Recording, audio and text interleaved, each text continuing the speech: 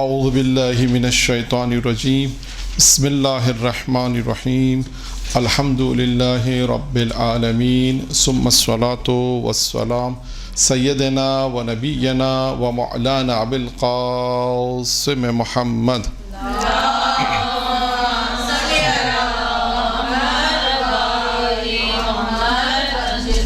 و آل بیتہ الطیبین الطاہرین اما بعد قال نبی کریم صلی اللہ علیہ وآلہ وسلم انا مدینۃ وعلی بابھا. درود پڑھے محمد و آل محمد.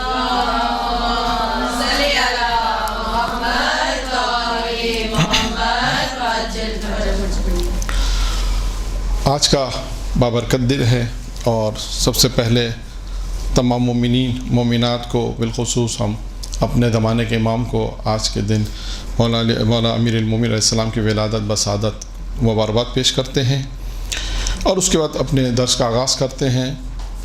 آج کا جو درس ہے وہ امیر المومنین سے مربوط ہے اور آج جس روایت کو انتخاب کیا ہے وہ روایت یہ ہے کہ جس میں پیغمبر اسلام نے ایک سوال کیا اور بعد میں پھر وہ سوالات بڑھتے گئے نہیں.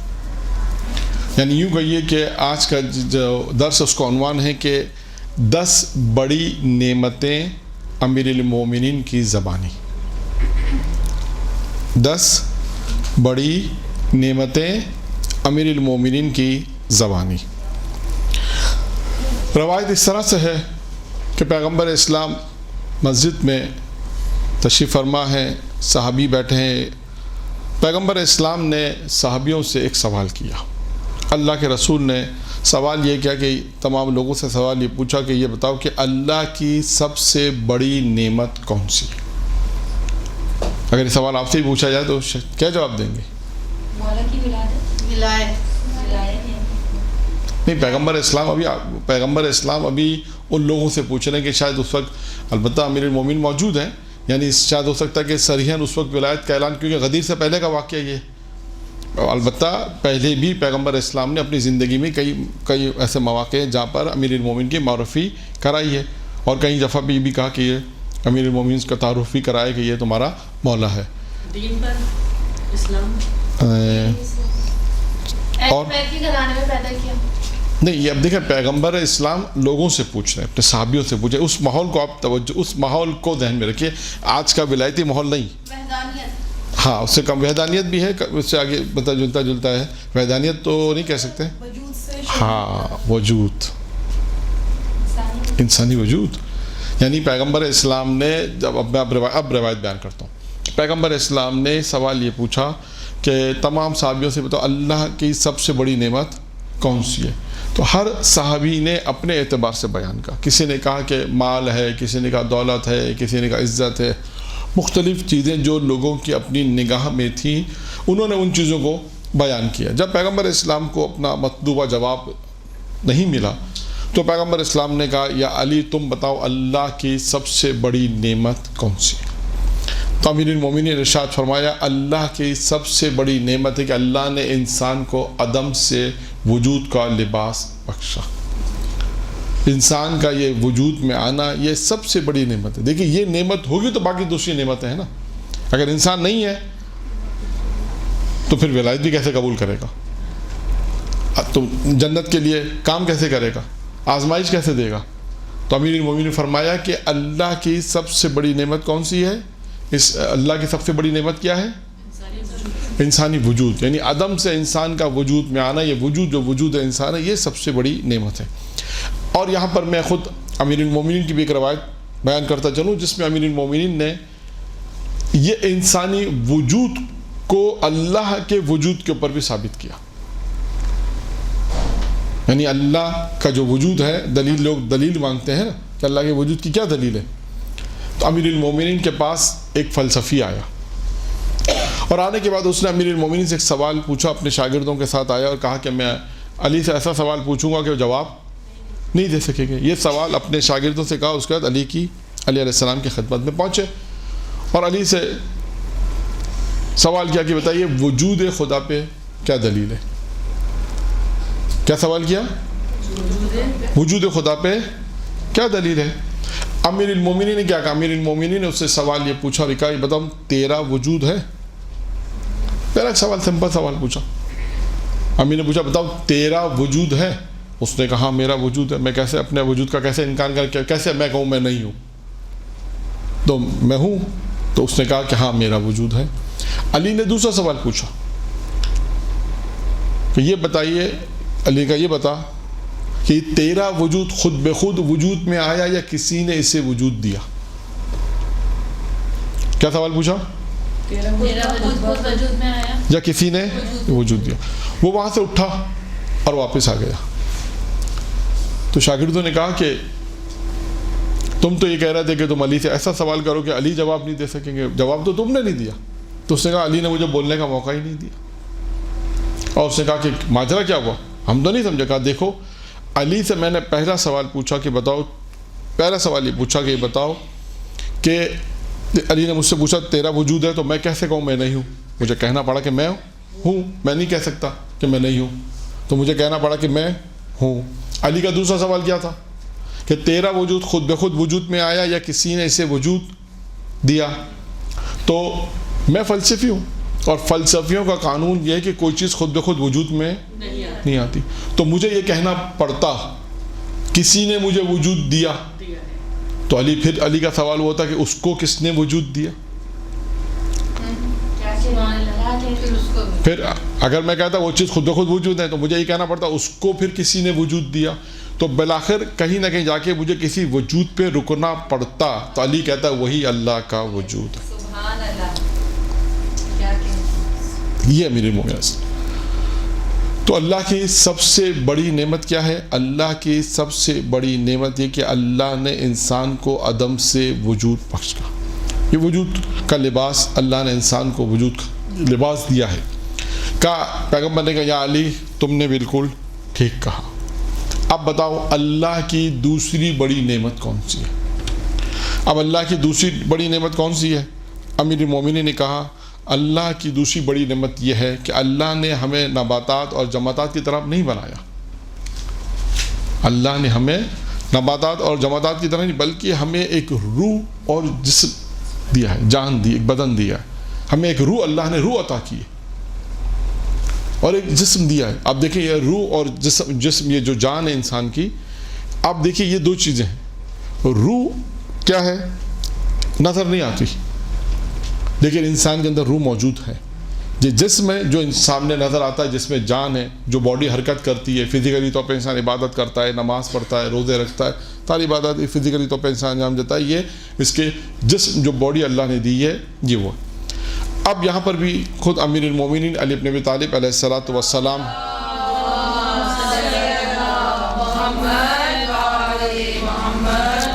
کی ایک روایت ہے جو ہمارے موضوع سے مربوط ہے، اس لیے اس کو بیان کر رہے ہیں کہ جسم اور روح اس کی بھی مختلف کیفیت ہوتی ہے. جسم کی 6 حالتیں ہیں. کتنی حالتیں ہیں؟ 6 حالتیں. جسم کی 6 حالتیں ہیں اور اس طرح روح کی بھی 6 حالتیں ہوں گی. اب ہمیں یہ دیکھنا ہے کہ اللہ نے جو انسان کو جسم دیا ہے اس کی یہ 6 حالتیں کون کون سی ہیں. یہ جی ہاں، یہ اللہ نے جو انسان کو جسم دیا ہے اس کی کتنی حالتیں؟ 6 حالتیں. یا یہ جسم انسانی صحیح و سلامت ہوگا، صحت مند ہوگا یا بیمار ہوگا. صحت مند ہوگا یا بیمار ہوگا. 1 2 یا یہ زندگی ہوگی یا موت. کتنے ہو گئی؟ 4. 2 کر کے ہوگی نا. ہاں، صحت مند ہوگا یا بیمار، یا موت ہوگی یا زندگی ہوگی، یا خواب یعنی نیند، سو رہا ہوگا یا بیدار ہوگا. اب مجھے نہیں معلوم یہاں کتنے لوگ جاگ رہے ہیں، کتنے لوگ سو رہے ہیں. یہاں پہ تو بیشتر لوگ ہیں فعلاً بیدار ہیں. ہاں، تو جو انسانی جسم ہے اس کی کتنی کیفیت ہو گئی؟ 6 کیفیت ہو گئی. صحت مند، بیمار. اب اس کو آپ اس طرح رات کر لیں گے آپ کو. صحت مند یا بیمار، زندگی یا موت، نیند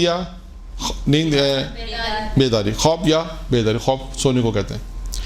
یہ 6 حالتیں انسان کی باڈی کی ہیں، جسم کی 6 حالتیں. آئیے اب روح کی بھی 6 حالتیں ہوں گی. اچھا اب روح کی بھی 6 حالتیں کون سی ہیں؟ یا روح انسانی روح سے تندرست ہوگی یا انسانی روح بیمار ہوگی. تو اب سوال ہے کہ انسانی جو روح ہے اس کی سلامتی کیا ہے؟ دیکھیں اگر ظاہری اعتبار سے انسان صحت مند ہے تو آپ کو نظر آ رہا ہے بات چیت کر رہا ہے، صحت مند ہے نظر آ رہا ہے بات چیت کر رہا ہے. خدا نہ خاصا بیمار ہوتا ہے تو بات نہیں کر سکتا اور بستر پر ہوتا ہے، بخار ہوتا ہے. تو یعنی 2 کیفیتیں ہیں جو انسان کی باڈی سے واپس ہے. اسی طرح روح کے لیے بھی فرمایا کہ روح بھی صحت مند ہوگی. اچھا اب سوال ہے کہ روح کی سلامتی کیا ہے؟ یہ جو روح جو صحت مند ہے، کیسے پتہ چلے روح صحت مند ہے؟ سر معرفت پروردگار، سر روحانیت، یہ سب چیزیں کہاں جا کے ختم ہوتی ہیں؟ ایمان ایک اور ہے، ایمان جا کے کہاں پر اینڈ ہوتا ہے؟ اس کا نام ہے یقین. روح کی جو سلامتی ہے اس کا کیا نام ہے؟ یقین کی منزل. یعنی جو انسان یقین کی منزل پر ہوگا، اس کا یقین کی منزل پر ہوگا، اس کا مطلب کیا؟ اس کی روح سلامت. اب غیر یقینی نہیں کہیں گے، اس سے ہم کہیں گے شک. شک جسے خدا نہ خاصا شک کی بیماری ہوتی ہے نا، جسے بہت سے لوگ آپ نے دیکھا وضو میں، طہارت میں، بالآخر وضو وغیرہ میں زیادہ پانی پہنچا نہیں پہنچا 6 دفعہ ڈالتے ہیں، 8 دفعہ 10 دفعہ. ہاں بس یہ بھی مسئلہ ہے. تو خیر یہ مسائل ہوتے ہیں.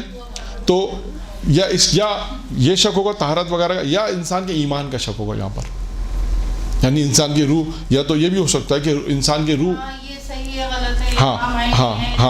نبی یہ یہاں پر مراد یہ ہے، کیونکہ یقین پختہ معنوں میں کہ اللہ پہ یقین مائنڈ میں آتے رہتے ہیں کہ یہ چیز ہم نے غلط کری ہے، ہو سکتا ہے یہ ٹھیک ہو. نہیں دیکھیں ایک دفعہ ہوتا ہے کہ آپ کا یقین، دیکھیں آپ کا یقین اللہ پر ہے، یہ بات طے ہے. اب آپ کو شک کس چیز کا ہو رہا ہے؟ یہ شک نہیں ہو رہا کہ اللہ ہے یا نہیں ہے. آپ کو طاقتور اتنے تھے کہ نہیں تھے، بس ایسے تو نہیں کہہ دیا یہ حضرت عباس کی فضیلت ہے یا نہیں ہے، یا کچھ اور نہیں. یہ وہم ہوتا ہے، عموماً لوگوں کو وہم ہوتا ہے. شک نہیں کہہ سکتے کیونکہ جس کا یقین علی پہ ہوگا اس کی، یا عموماً تقریباً عموماً ایسا ہے کہ لوگوں کو اس بات پہ یقین ہے کہ وہ بہادر تھے. اصل میں دیکھیں ہاں دوسرے لوگوں کے لیے بھی یہ ہو سکتا ہے کہ وہ شک کرتے ہیں، دوسرے لوگ ہو سکتا ہے اس بات پہ شک کریں. بالکل صحیح کہہ رہے ہیں کہ یہ عام مومنین تو یقین رکھتے ہیں، لیکن دوسرے لوگوں کے وہ بعض اوقات خدا نخواستہ بعض باتیں ایسی کہہ بھی دیتے ہیں ان کی شان میں کہ کیسے ممکن ہے کہ کام ایسے کیسے کر دیا علی نے، امیر المومنین نے کام کیسے کر دیا، یا امام حسین نے کام کیسے کر دیا. تو اس کا مطلب ہم کہتے ہیں ان کی روح ابھی بیمار ہے. یہ شک کی روح ان کی شک کی شکار ہے، یعنی روح ان کی بیمار ہے.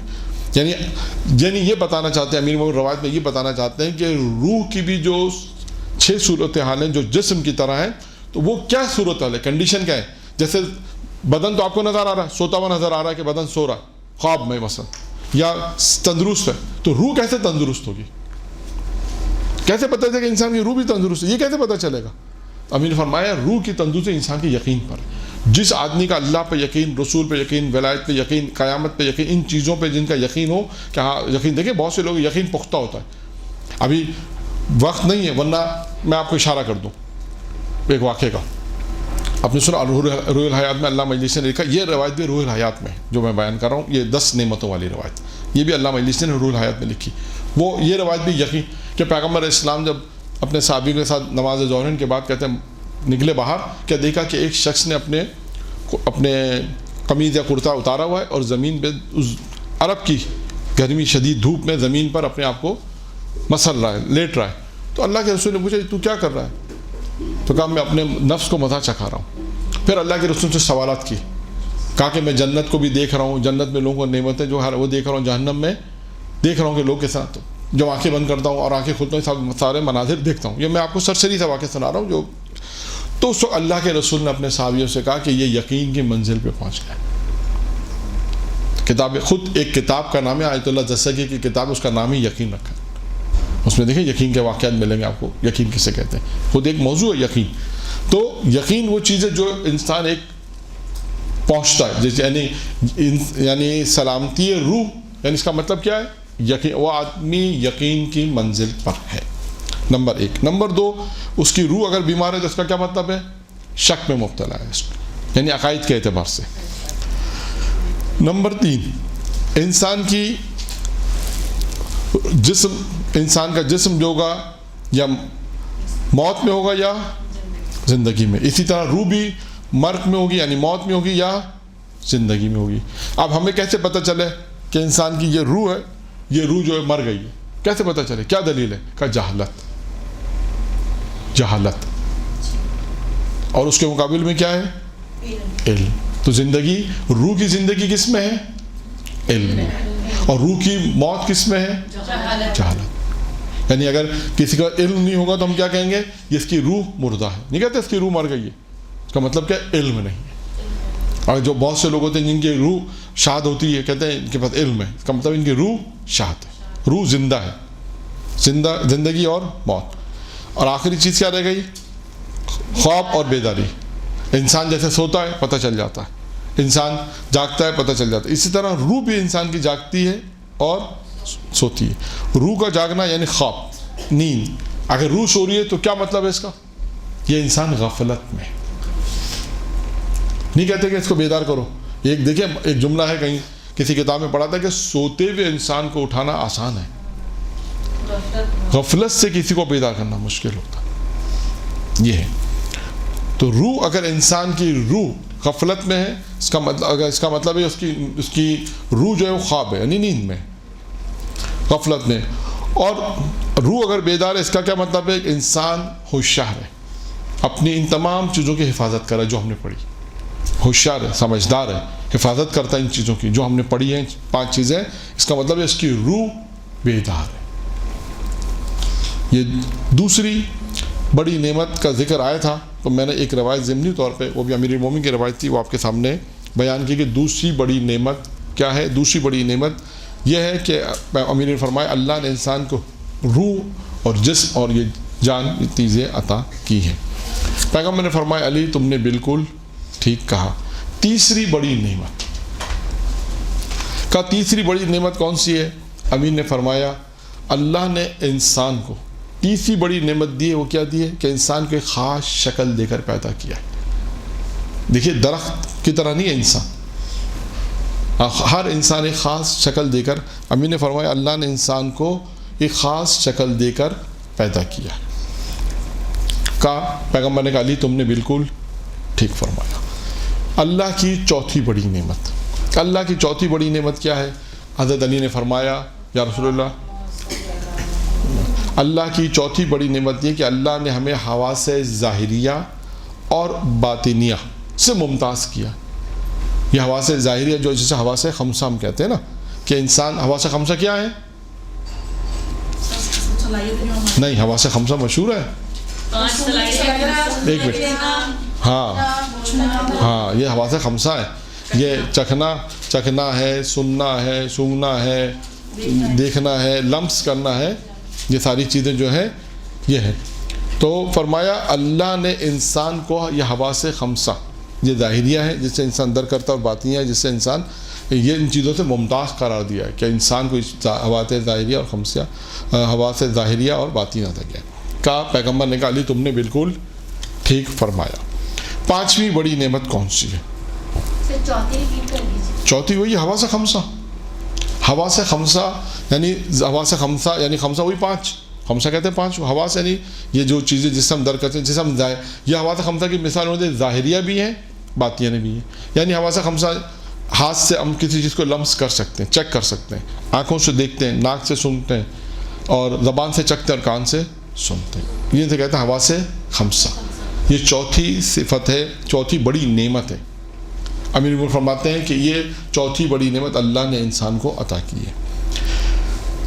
का बिल्कुल ठीक। पांचवी बड़ी नेमत कौन सी? पैगम्बर ने पूछा या अली पांचवी बड़ी नेमत कौन सी है? फरमाया पांचवी बड़ी नेमत अल्लाह ने इंसान को अक्ल सलीम अता की। अक्ल सलीम, ये अक्ल बड़ी नेमत है, और ये अक्ल है कि जिससे इंसान हक़ और बातिल की पहचान करता है। ये हक़ है, ये अक्ल है कि जिससे इंसान अल्लाह की मारिफत हासिल करता है। ये अक्ल है कि जो अमीरुल मोमिनीन की एक रवायत मैंने पहले बयान की थी पिछले साल, कि इंसान को 6 चीज़ें जो कमाल तक पहुंचाती हैं, उसमें एक عقل ہے کہ جس کے ذریعے سے انسان کمال تک پہنچتا ہے. تو ساری چیزیں یہ انسان عقل کے ذریعے سے انسان حاصل کرتا ہے. بہت ساری چیزیں جو جنت انسان عقل کے ذریعے سے حاصل کرتا ہے. اور بہت ساری روایتیں عقل کے متعلق ہیں. خود ایک موضوع ہے کہ عقل مند کون.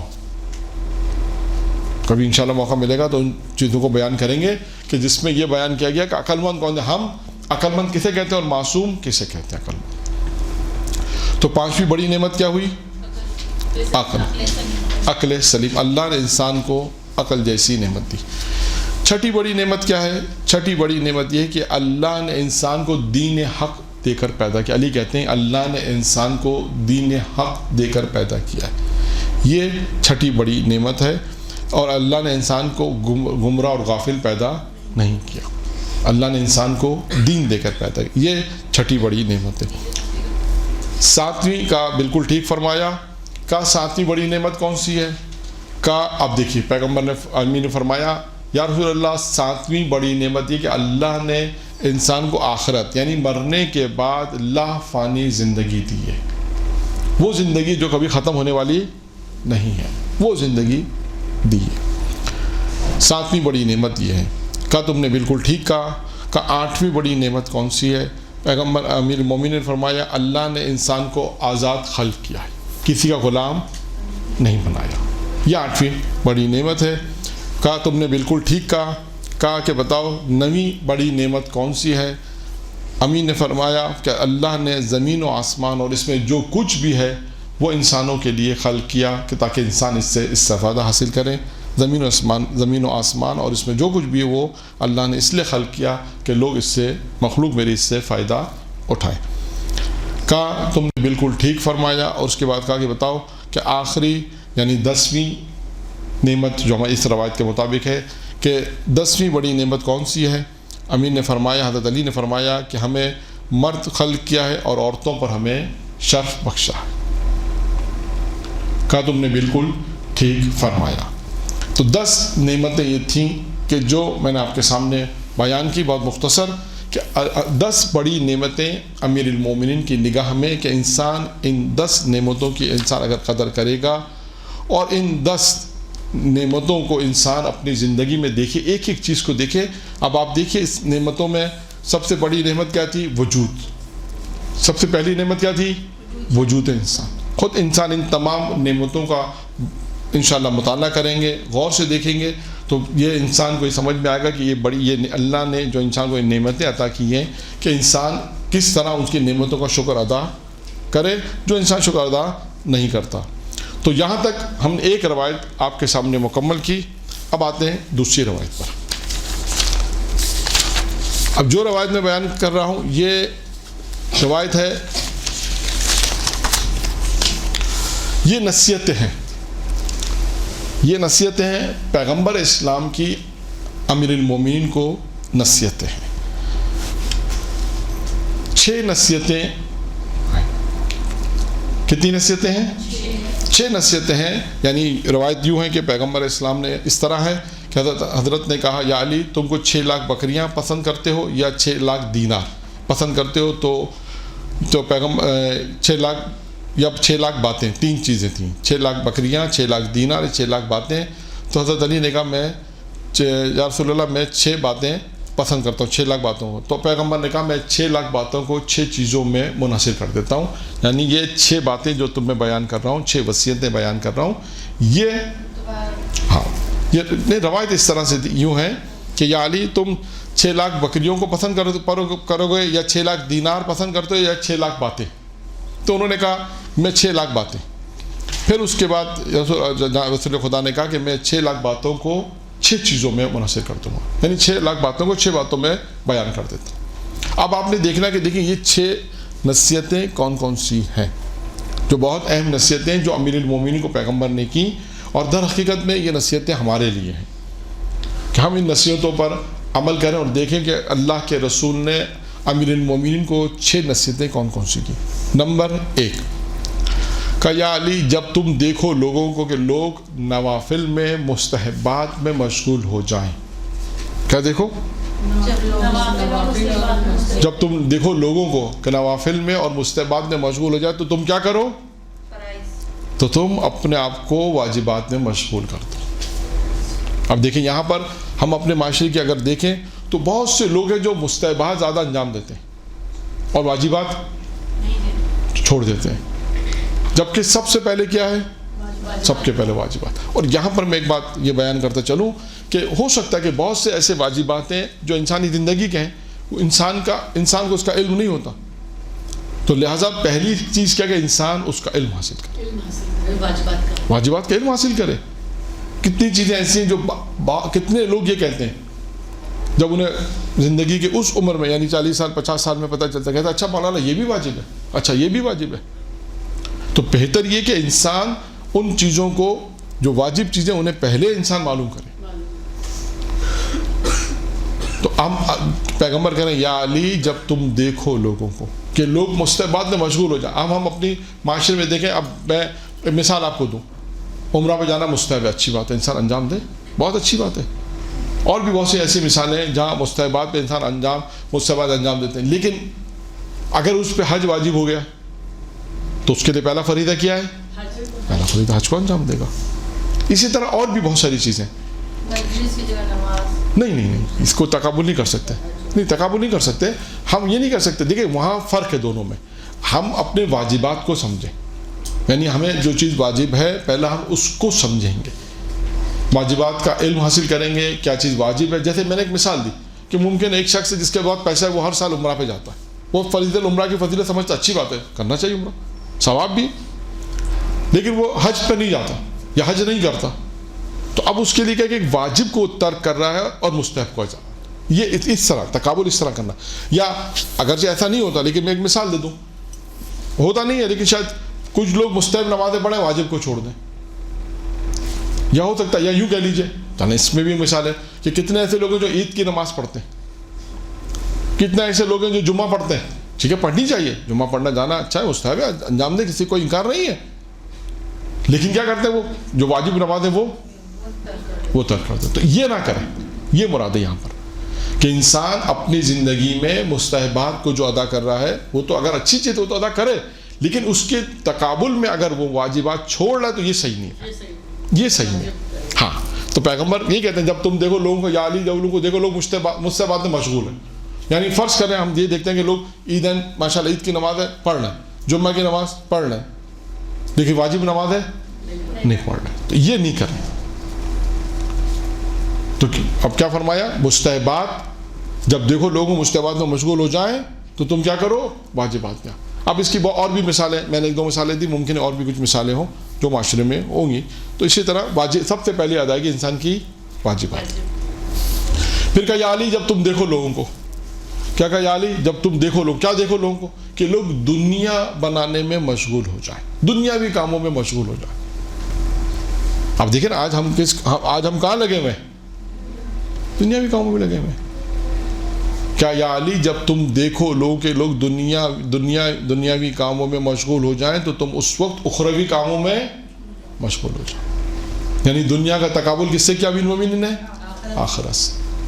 اور آج ہم اپنے معاشرے میں دیکھیں، آپ کسی کو بھی ہر ایک کو آپ دیکھیں کہ صرف اور صرف اس کی جتنی بھی بھاگ دوڑ ہے کہاں پر ہے؟ دنیا پر ہے. دنیا میں مشغول ہے، وہ کما بھی رہا ہے تو دنیا کے لیے کما رہا نہیں. اچھا اس کا مطلب کہ مولانا کمانا نہیں چاہیے؟ نہیں کمانا چاہیے. ہمیں سب سے اہم چیز جو ہے، جو پانچویں امام کی روایت میں آیا تھا، معرفت دین، جو میں نے عرض کیا تھا، اس پہ کافی گفتگو ہوئی تھی.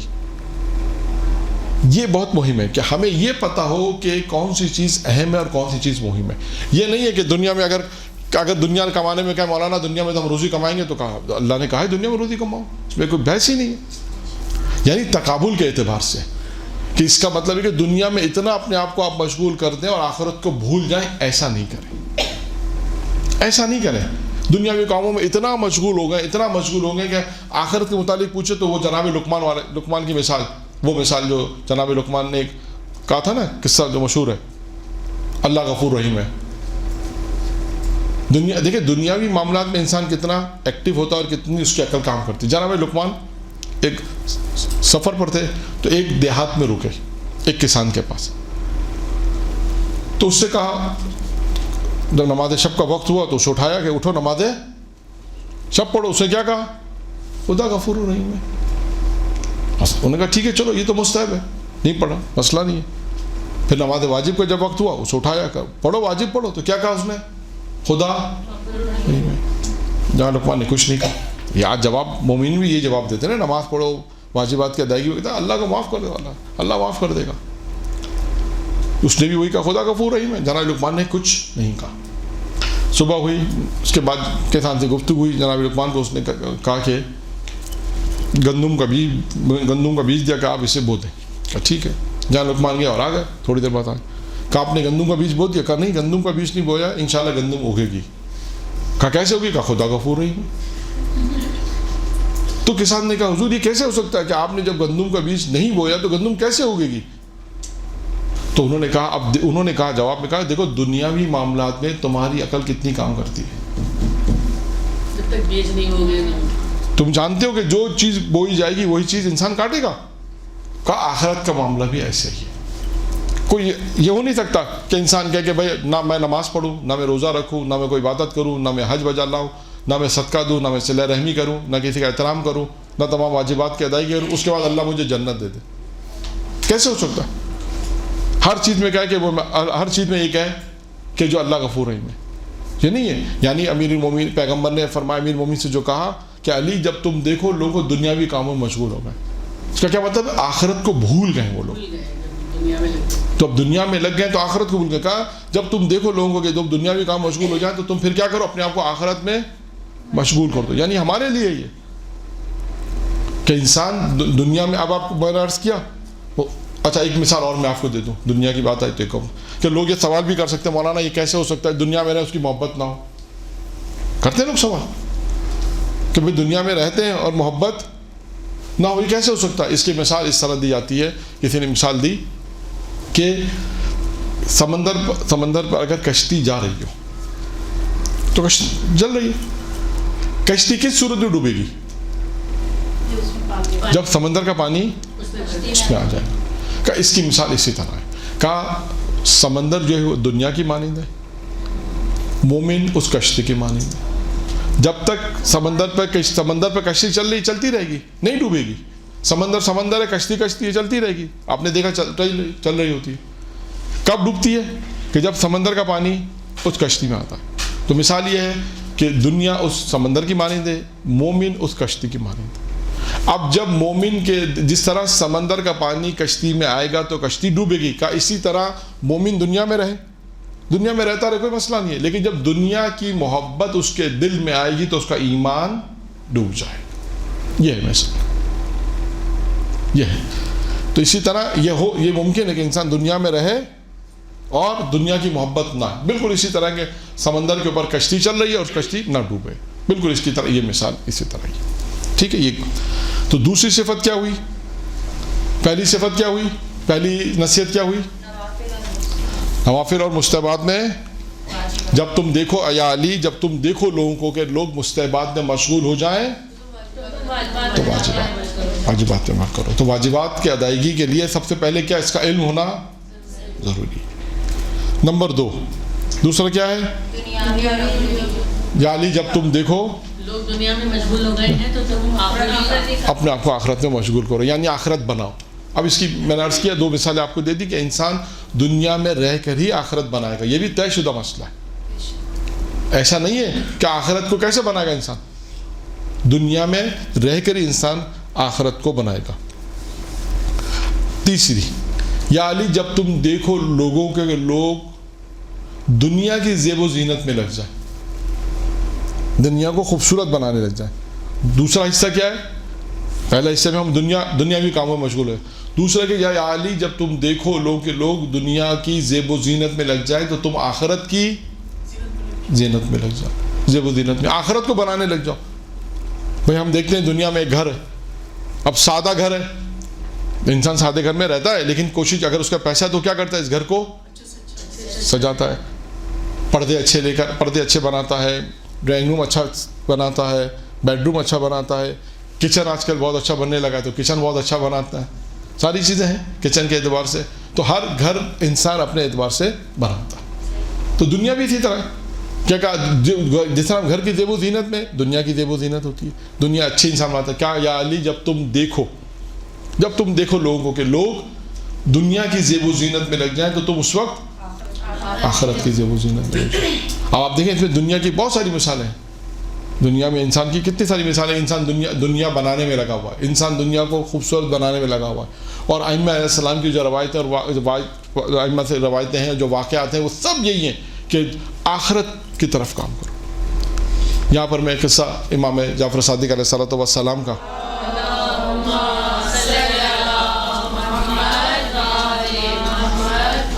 کہ ایک شخص تھا جو امام کی خدمت میں آتا تھا. مدینے آتا تھا پہلے, اس کے بعد پھر مکہ جاتا تھا. مدینے آتا تھا زیارت کے لیے, امام کی زیارت پر آتا تھا, زیارت کر کے اس کے بعد وہ مکہ جاتا تھا حج کے لیے. اور کبھی ایسا کرتا تھا کہ وہ یعنی امام کے اس کا جب بھی حج کے لیے آتا تھا امام کی خدمت جاتا تھا. ایک مرتبہ اس نے امام سے کہا کہ مولا میں حج کے لیے جا رہا ہوں. امام کی خدمت میں آیا اور کہا مولا میں حج کے لیے جا رہا ہوں, یہ 10,000 دینار ہے, یہ 10,000 دینار, اس میں آپ میرے لیے گھر خرید لیں. آپ دیکھیے گا بہت سے واقعات آتے ہیں گھر کے کہ گھر خریدنے کی انسان چاہتا ہے کہ گھر اچھا ہو, اس کیا ہو. تو اس نے بھی کہا کہ مولا آپ میرے لیے گھر خرید لیں, اور یہ 10,000 دینار دے کر امام کو دیا, اور اس کے بعد وہ حج پہ چلا گیا. جب حج سے واپس آیا میرا امام کی خدمت پہنچا تو وہ امام سے اس نے سوال کیا مولا میں آپ کو 10,000 دینار میں نے آپ کو دیے تھے اس لیے تاکہ آپ میرے لیے گھر خریدے. امام نے کہا, امام نے ایک سند دی اسے, ایک سند اسے دی اور کہا کہ ہم نے تمہارے لیے گھر خرید لیا, لیکن کیا کہا اس دنیا میں نہیں خریدا, ہم نے تمہارے لیے آخرت میں گھر خریدا. ہم نے گھر تمہارے لیے آخرت میں خریدا ہے, اور جو گھر جو ہے خریدا ہے وہ اہل بیت اطہار کے اعتراف میں ہے. یعنی تمہارے گھر سے جو آج کے اسلام میں ہم سمجھا جنت میں جو گھر ہے, یعنی ایک حصہ اس کا امیر المومنین کے گھر سے ملتا ہے, ایک حصہ امام حسن کے گھر سے, ایک امام حسین کے, ایک رسول خدا. اس طرح ہم نے تمہارے لیے جو گھر خریدا ہے وہ جنت میں خریدا ہے, اور اعتراف ہے ائمہ معصوم علیہ السلام کے اعتراف میں یہ گھر ہے تمہارا. ہم نے کیا کیا ان پیسوں کا, چھٹے امام نے کہا ہم نے ان پیسوں کو فقراء میں تقسیم کیا اور تمہارے لیے آخرت میں گھر خرید لیا. تو اہم ترین چیز کیا کہ انسان آخرت میں بھی گھر بنائے, اور یہ دنیا میں رہ کر بنائے گا. دنیا کے اندر انسان دیکھیں, دنیا میں انسان سختیاں تحمل کرے گا. خود روایت معصوم علیہ السلام کی, دنیا میں انسان سختیاں تحمل کرے گا تو آخرت میں وہ گھر بنے گا, آخرت میں اس کو اچھا صلہ ملے گا. تو کتنی چیزیں بیان ہو گئی اب تک؟ 3 چیزیں. چوتھی چیز کیا ہے؟ چوتھی چیز ہے یا علی جب تم دیکھو لوگوں کو, یا علی جب تم دیکھو لوگوں کے لوگ ایک دوسرے کے عیب نکالنے میں مشغول ہو جائیں. دیکھو لوگوں کو جب ایک دوسرے کے عیب نکالنے میں مشغول ہو جائیں تو اس وقت کیا کرو, تو اس وقت اپنی اصلاح کرو. چوتھی چیز کیا ہے؟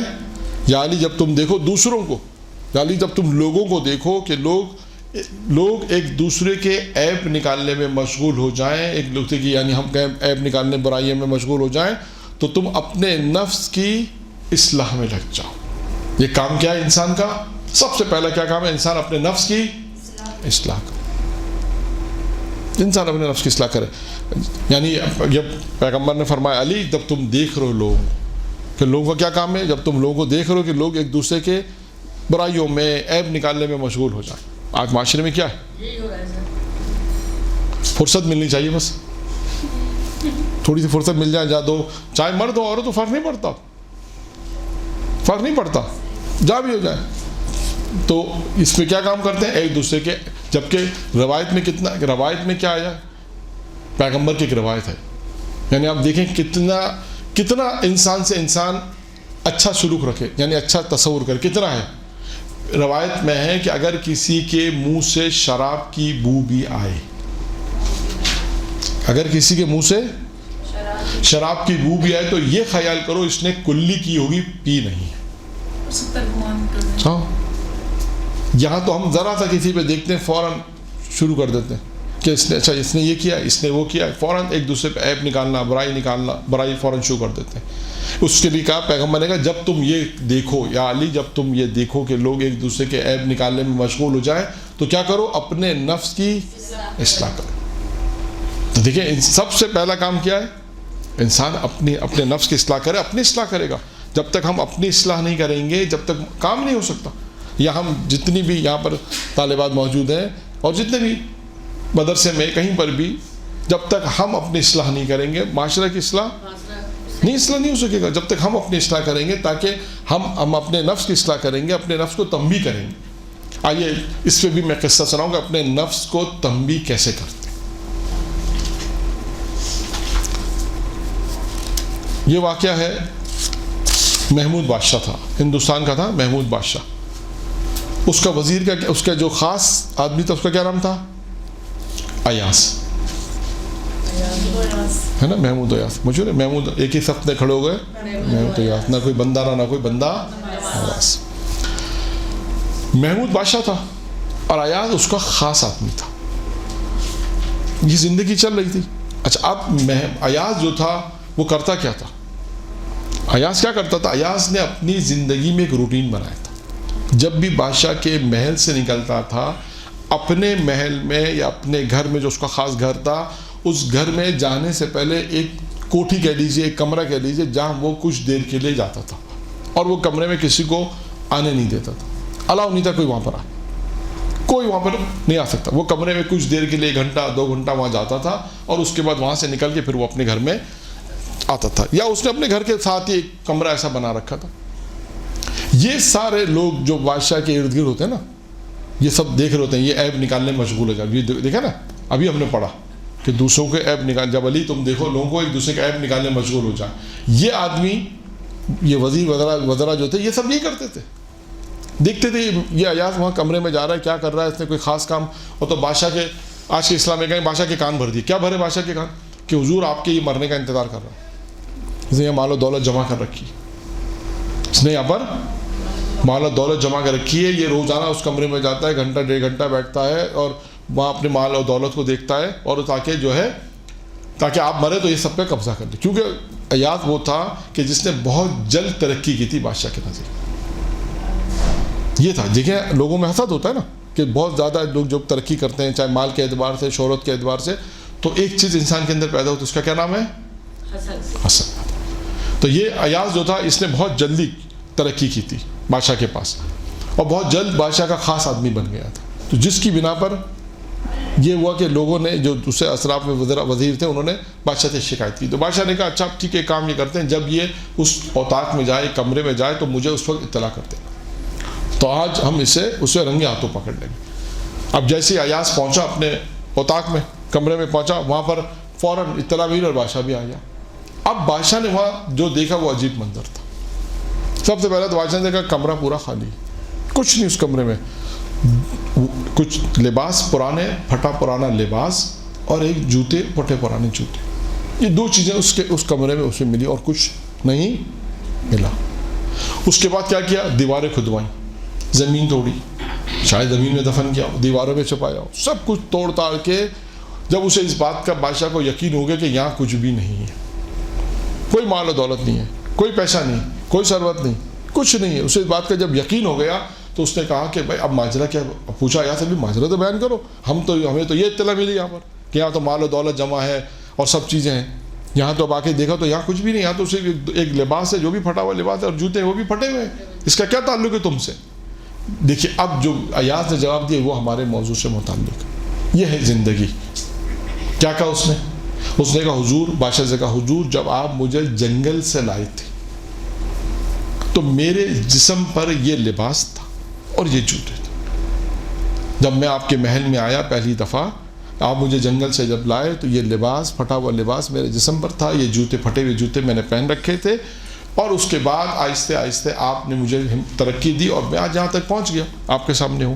تو یہ 2 چیزیں میں نے رکھی ہیں اس اوتاق میں, اور روزانہ میں آتا ہوں اس اوتاق میں, کمرے میں, اور ان چیزوں کو مخاطب کرتے ہوئے کہتا ہوں کہ دیکھ ایاز تو کچھ نہیں تھا, ایاز تو کچھ نہیں تھا, تیرے آج اگر جو کچھ ہے وہ خدا کا لطف و کرم ہے, لیکن تو کیا تھا پہلے؟ تیرے پاس نہ لباس پہننے کو تھا, نہ جوتے پہننے کو تھا. میں اپنے نفس کو تنبیہ کرتا رہتا ہوں. دیکھیے انسان غرور اور تکبر انسان حاصل نہیں کر سکتا. کیوں حاصل کرتا ہے؟ کہ وہ اپنے نفس کی اصلاح نہیں کرتا, وہ بھول جاتا ہے میں پہلے کیا تھا. آپ دیکھیں معاشرے میں دونوں طرح کے لوگ ہیں. کچھ لوگ اچھے ہیں, یعنی آہستہ آہستہ پیسہ آیا, آج تک ان کے پیشانی پہ بل نہیں ہے, پیسہ بھی ہے, ایسا لگتا ہے, لوگ کہتے ہیں पता नहीं चलता इनका पैसा इतना है। ऐसा लगता है ये पहले पुरानी तरह माशाल्लाह पुरानी जैसे पुराने तरीक़ों से मिलते हैं आज भी ऐसे मिलते हैं। और लेकिन कुछ लोग कैसे होते हैं, गुरूर तकब्बुर आ जाता है, क्योंकि अपने नफ्स की इस्लाह नहीं की, माशरे में उन चीज़ों को भूल गए कि हम माजी में क्या थे। तो एक देखें एक क्या कहा, अपने नफ्स की इस्लाह। तो नफ्स की इस्लाह का तरीका क्या बयान किया कि इंसान अपने माजी को देखता रहे, माजी को याद रखे कि पहले मेरे पास क्या था, आज अल्लाह ने मुझे दिया, ठीक है, पहले मेरे पास कुछ नहीं था, इज्जत नहीं थी, शोहरत नहीं थी, माल नहीं था, कुछ भी नहीं था, लेकिन अल्लाह ने मुझे सब कुछ दिया, आज मेरे पास सब कुछ है। तो मुझे उस माजी को भूलना नहीं चाहिए, मुझे जो कुछ अल्लाह ने, इस पर गुरूर नहीं करना चाहिए, इस पर तकब्बुर नहीं करना चाहिए कि आज अल्लाह ने मुझे इतना सब कुछ दे दिया मैं माजी भूल जाऊँ, अपने नफ्स की इस्लाह छोड़ दे। नहीं, जो लोग भी अपने नफ्स की इस्लाह करते रहते हैं, जिसमें एक तरीका मैंने आपके सामने बयान किया कि अपने नफ्स की इस्लाह का तरीका यह है कि इंसान अपने माजी को फरामोश ना करे, अपने माजी को ना भूले।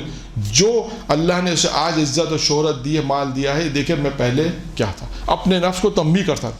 जो है ना मुहासिबा नफ्स, क्या यही है, मुहासिबा नफ्स भी यही है कि इंसान अपने नफ्स को तंबीह करता रहे। तो यहाँ पर ये चौथी चीज़ हो गई। चौथी चीज़ जो मैंने आपके सामने बयान की वो ये बयान की कि जब या अली जब तुम देखो, किन लोग क्या चीज़ देखो, जब तुम देखो लोग एक दूसरे के ऐब मशगूल हो जाए, जो हम अपने माशरे में देखते हैं, तो उस वक्त हमें क्या करना चाहिए, सबसे पहला काम अपने नफ्स के इस्लाह करनी चाहिए। अपने नफ्स की इस्लाह का तरीका हमने आपके सामने एक वाक़े के ज़रिए बयान किया कि देखें ये अयाद और महमूद जो बादशाह था उसका ये किस्सा तारीख़ ने लिखा है, और इस तरह ये वाक़े पेश आया। इस वाक़े से हमें ये दर्स लेना चाहिए कि इस वाक़े में ये बयान किया गया ख़ास तौर पे कि किस तरह अयाज़ ने अपने माजी को फरामोश नहीं किया, गुरूर तकब्बुर नहीं किया, और जिसकी बिना पर क्या हुआ, जिसकी बिना पर वो उस मकाम पर बाकी रहा। वरना अगर आहिस्ते आहिस्ते अगर उसको दौलत आती रही, वो अपने माजी को अगर अपने नफ्स से इस्लाह नहीं करता तो हो सकता है गुरूर तकब्बुर में मुब्तला हो जाता। फर्श के साथ उसकी भी उधर हो जाती। हाँ ऐसे ही बिल्कुल फ़र्श के साथ उसका भी उधर दिया जाता है, बिल्कुल सही, ऐसा ही है। तो ऐसा ही होता है।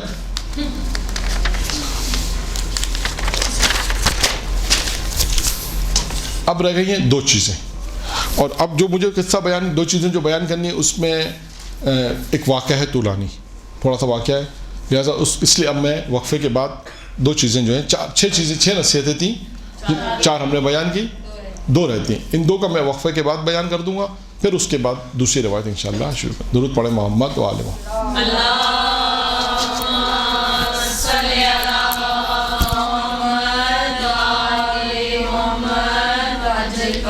हमारी गुफ्तगू चल रही थी अमीरुल मोमिनीन पैगम्बर इस्लाम ने अमीरुल मोमिनीन को जो 6 नसीहतें की, उसमें हमारी गुफ्तगू चल रही थी। हमने अब तक आपके सामने कितनी चीज़ें बयान की, कौन कौन सी? मुस्तहबात और नवाफिल में मशगूल देखो तो वाजिबात अदा करो। एक। दुनियावी कामों में देखो तो अखरती कामों को अंजाम दो। दो। दुनिया की ज़ेब व ज़ीनत में देखो तो आखिरत की ज़ेब व ज़ीनत में लग जाओ। 3। और चौथी निकालने में लोगों को मशगूल देखो तो अपने नफ्स की इस्लाह, नफ्स की इस्लाह करो, यानी अपनी इस्लाह करो, यानी अपने नफ्स की, यानी अपने नफ्स को तंबीह करो, जैसे मैंने आपके सामने वाक़या बयान किया। अब ये 5वां, या अली जब तुम देखो लोगों को कि लोग कसरत अमल में पड़ जाएं या कसरत अमल में मसरूफ़ हो जाएं, तो तुम उस वक्त इखलास का नमूना बन जाओ। क्या कहा? कसरत अमल, यानी बहुत से नमाज़ें, बहुत ज़्यादा नमाज़ें, बहुत ज़्यादा कसरत अमल, मुख्तलिफ नमाज, दुआ, इबादत, बहुत ज़्यादा अमल करने में लग जाओ। क्योंकि देखें आप रवायत में है ना कि परवरदिगार आलम को जो है वो तादाद नहीं, क्वालिटी चाहिए होती है, क्वांटिटी नहीं बल्कि क्वालिटी चाहिए, इखलास चाहिए, ये है। तो यहाँ पर भी क्या कहा, जब तुम देखो लोगों को कसरत अमल में लोग मसरूफ़ हो जाएं। अब कसरत अमल बहुत सारे हो सकते हैं, यहाँ पर कोई एक अमल नहीं कहा, कसरत अमल में जब देखो लोग कसरत अमल में मशगूल हो जाए, तो तुम उस पर क्या करो, अपने आप को इखलास का नमूना बनाओ, यानी इखलास, खुलूस जी, एक हो करने कहते हैं ना, एक अमल हो लेकिन, हाँ एक अमल हो लेकिन नेक हो। हाँ मतलब इखलास का नमूना बन जाओ। अब ये इखलास क्या चीज़ है? इखलास किसे कहते हैं? खुदा के लिए दे दो, खुदा के लिए अंजाम दे। मसलन कोई दिखावा ना हो, दिखावा ना हो, और रियाकारी ना हो, दिखावा ना हो, इंसान खालिसतन अल्लाह के लिए अंजाम दे। अब इस इखलास को समझाने के लिए मैं आपको 2 वाक़यात बयान करता हूँ ताकि देखें इखलास किसे कहते हैं। वैसे तो बहुत सारे वाक़यात हैं, लेकिन 2 वाक़यात जो तारीख़ में लिखे हैं और भी किताबों में, मुख्तलिफ़ किताबों में मौजूद हैं।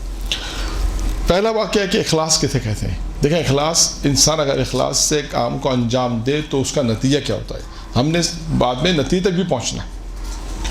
आयतुल्लाह माराशी नजफ़ी आपने नाम सुना होगा, तकरीबन आज इसी दौर के हैं, तकरीबन 90 में उनका इंतकाल हुआ, तकरीबन कितने 30 साल पहले उनका इंतकाल हुआ। आयतुल्लाह माराशी नजफ़ी ने ख्वाब देखा एक, और ख्वाब में उन्होंने ये देखा कि रोज़े महशर है, अल्लाह के रसूल कह रहे हैं अली तुम उन शायरों को बुलाओ जो अरब के शायर हैं, उन्हें बुलाओ ताकि वो कलाम पढ़ें। उसके बाद कहा अली तुम अहले फ़ारस के शायर को बुलाओ, जो फ़ारस के रहने वाले हैं शायर, उन्हें बुलाओ और वो अपना कलाम पढ़ें। आगा मराशी कहते हैं कि मैंने देखा कि अमीरुल मोमिनीन ने तबरेज़ का एक शायर शहरियार, यानी एक शायर था जो शहरियार जिसका नाम था, अमीरुल मोमिनीन ने उससे कहा कि तुमने वो कलाम पढ़ो जो तुमने मेरे लिए लिखा। वाक़े को गौर से सुनिए, देखें तवज्जो इसमें। क्या कहा? आगा मराशी ख्वाब देख रहे हैं, ख्वाब में ही देख रहे हैं कि पैगम्बर इस्लाम ने अमीरुल मोमिनीन से कहा कि अली उन शायरों को बुलाओ जो अहले अरब से ताल्लुक़, उनसे को कलाम पढ़ लें। फिर कहा उनसे बुलाओ जो अहले फ़ारस के रहने वाले। उसमें एक शायर था जिसका नाम था शहरिया, कहा उसको बुलाओ और उसको कहो कि कलाम पढ़े। तो अमीरुल मोमिनीन ने उसको बुला के क्या कहा? उसको बुला के क्या कहा कि वो कलाम पढ़ो जो तुमने मेरे लिए लिखा है। ये आगे मराशी ने ख्वाब देखा, ठीक है। आगा मराशी की आँख खुल गई। आगा मराशी ने पूछा लोगों से ये शायर कौन है, शहरियार कौन है? कहा ये तबरेज़ का रहने वाला एक शायर है मशहूर, उस ज़माने शायद इसकी इतनी शोहरत नहीं होगी, का एक शायर है। तो अब आगा मराशी ने उसको खाने पे बुलाया और बुलाने के बाद उससे ये पूछा, और पूछा नहीं बल्कि उससे कहा कि चंद वो शेर जो, क्योंकि वो जब शायर आया खाने पे बैठा तो उसे भी ताजुब तो हुआ कि आयतुल्लाह ने बुलाया, बिलाखिर कोई तो काम होगा, कोई तो वजह होगी। तो आयतुल्लाह मराशी ने चंद वो जो अशार उसने पढ़े थे कुछ उनको याद रह गए थे। वो बहुत मशहूर नज़म है, हुमायूं करके है, बहुत बड़ी मशहूर नज़म है, वो अमीरुल मोमिनीन की शान में उसने लिखी थी। तो कहा कि वो शेर तुम पढ़ो, वो शेर तुम पढ़ो। उस शायर ने खैर शेर तो पढ़े, लेकिन शायर ने एक बात कही। शायर ने ये कहा कि हुजूर ये मैं पढ़ तो दूंगा और पढ़ देता हूँ, लेकिन मेरा आपसे सवाल ये कि ये बताइए कि ये शेर मैंने 2 दिन पहले 3 दिन पहले लिखे हैं, आपको कैसे मालूम? आपको कैसे मालूम कि मैंने लिखे? अभी तो ये शेर बाजार मतलब मैंने तो पढ़े ही नहीं कहीं, ये तो 3 दिन पहले 2-3 दिन पहले लिखे हैं, अभी तो मैंने लिखे हैं और आपने उसकी मुझे 2-4 शेर का पढ़ने के लिए। तो अब मेरा आपसे ये सवाल है कि आपको कैसे मालूम कि मैंने ये शेर अली की शान में लिखे? अब देखिए है ना सवाल, एक शायर है, एक आयतुल्लाह है। तो आयतुल्लाह ने अपना पूरा ख्वाब बयान किया। क्या किया? अपना ख्वाब पूरा बयान किया। आयतुल्लाह ने उनसे कहा कि भाई मैंने इस तरह ख्वाब देखा था, पैगम्बर इस्लाम अमीरुल मोमिनीन से कह रहे थे कि अरब के लोगों से, अली से कहा जो अरब के लोग हैं, अरब के शायर, उनसे को कलाम पढ़े, और जो फ़ारस के रहने उनसे को। तो अली ने तुमसे मुखातिब होकर कहा कि शहरियार वो शेर पढ़ो जो तुमने मेरे लिए लिखे हैं, और तुमने ये नज़म जो है वो तुमने अली की शान में जो शेर लिखे थे वो तुमने पढ़े, जिसके 2-3 मिसरे मुझे याद थे तो मैंने पढ़ दिया। अब शायर ये कहता है, शायर ये कहता है कि जिस वक्त में शेर लिख रहा था उसी वक्त का वो वक्त था जब ये ख्वाब देख रहे थे। जब आगा मराशी ख्वाब देख रहे थे, ये वही वक्त था कि जब वो शेर लिख रहा था।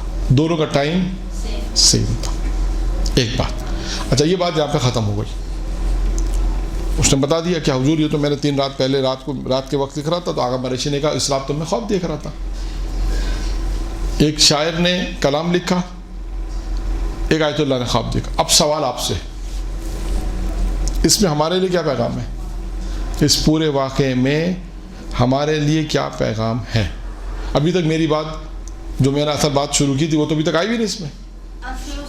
اتنی اخلاص سے کیا کہ ڈائریکٹ اللہ کی بارگاہ میں قبول ہوا تقریباً یہ خواب میں آ ایک شاعر اتنی اخلاص سے بیٹھا اور جو آیت اللہ فراشی نجفی ہے یہ ان میں ہی اتنا اخلاص تھا کہ انہوں اخلاص خواب اخلاص سے دیکھا، یہ تو نہیں ہو سکتا. میں یہ نہیں کہہ رہا ان میں اتنا اخلاص تھا کہ اللہ نے ان کو پہلے ہی اعلان کر دیا کہ وہ یہ چیز مطلب لکھنے سے نہیں، وہ تو خواب میں آیت اللہ کا کیا کمال ہے؟ شاعر کا کمال ہے، شاعر کا کمال ہے، خلوص سے لکھا شاعر کے لیے نہیں، وہ تو آپ نے بات کہہ دی کہ شاعر نے اتنے خلوص سے لکھا، وہ تو بات سمجھ میں آ گئی کہ ڈائریکٹ چلے آپ کی بات کہ ڈائریکٹ وہاں تک پہنچ گئے، ٹھیک ہے. اور ان کے ذریعے اس کو جو ہے پیغام پہنچا ٹھیک ہے. تمہاری عبادت قبول ہوئی ہے. ٹھیک ہے چلے. اور یعنی اس میں جو ہم اپنے الفاظ میں ایک جملہ گئے وہ کہوں گا میں، لیکن پہلے آپ لوگ اپنے ذہن تھوڑا سا دوڑائیں. اللہ یہ چاہتا تھا کہ ان کی مدح جس نے کی ہے وہ پتہ چلے. ہاں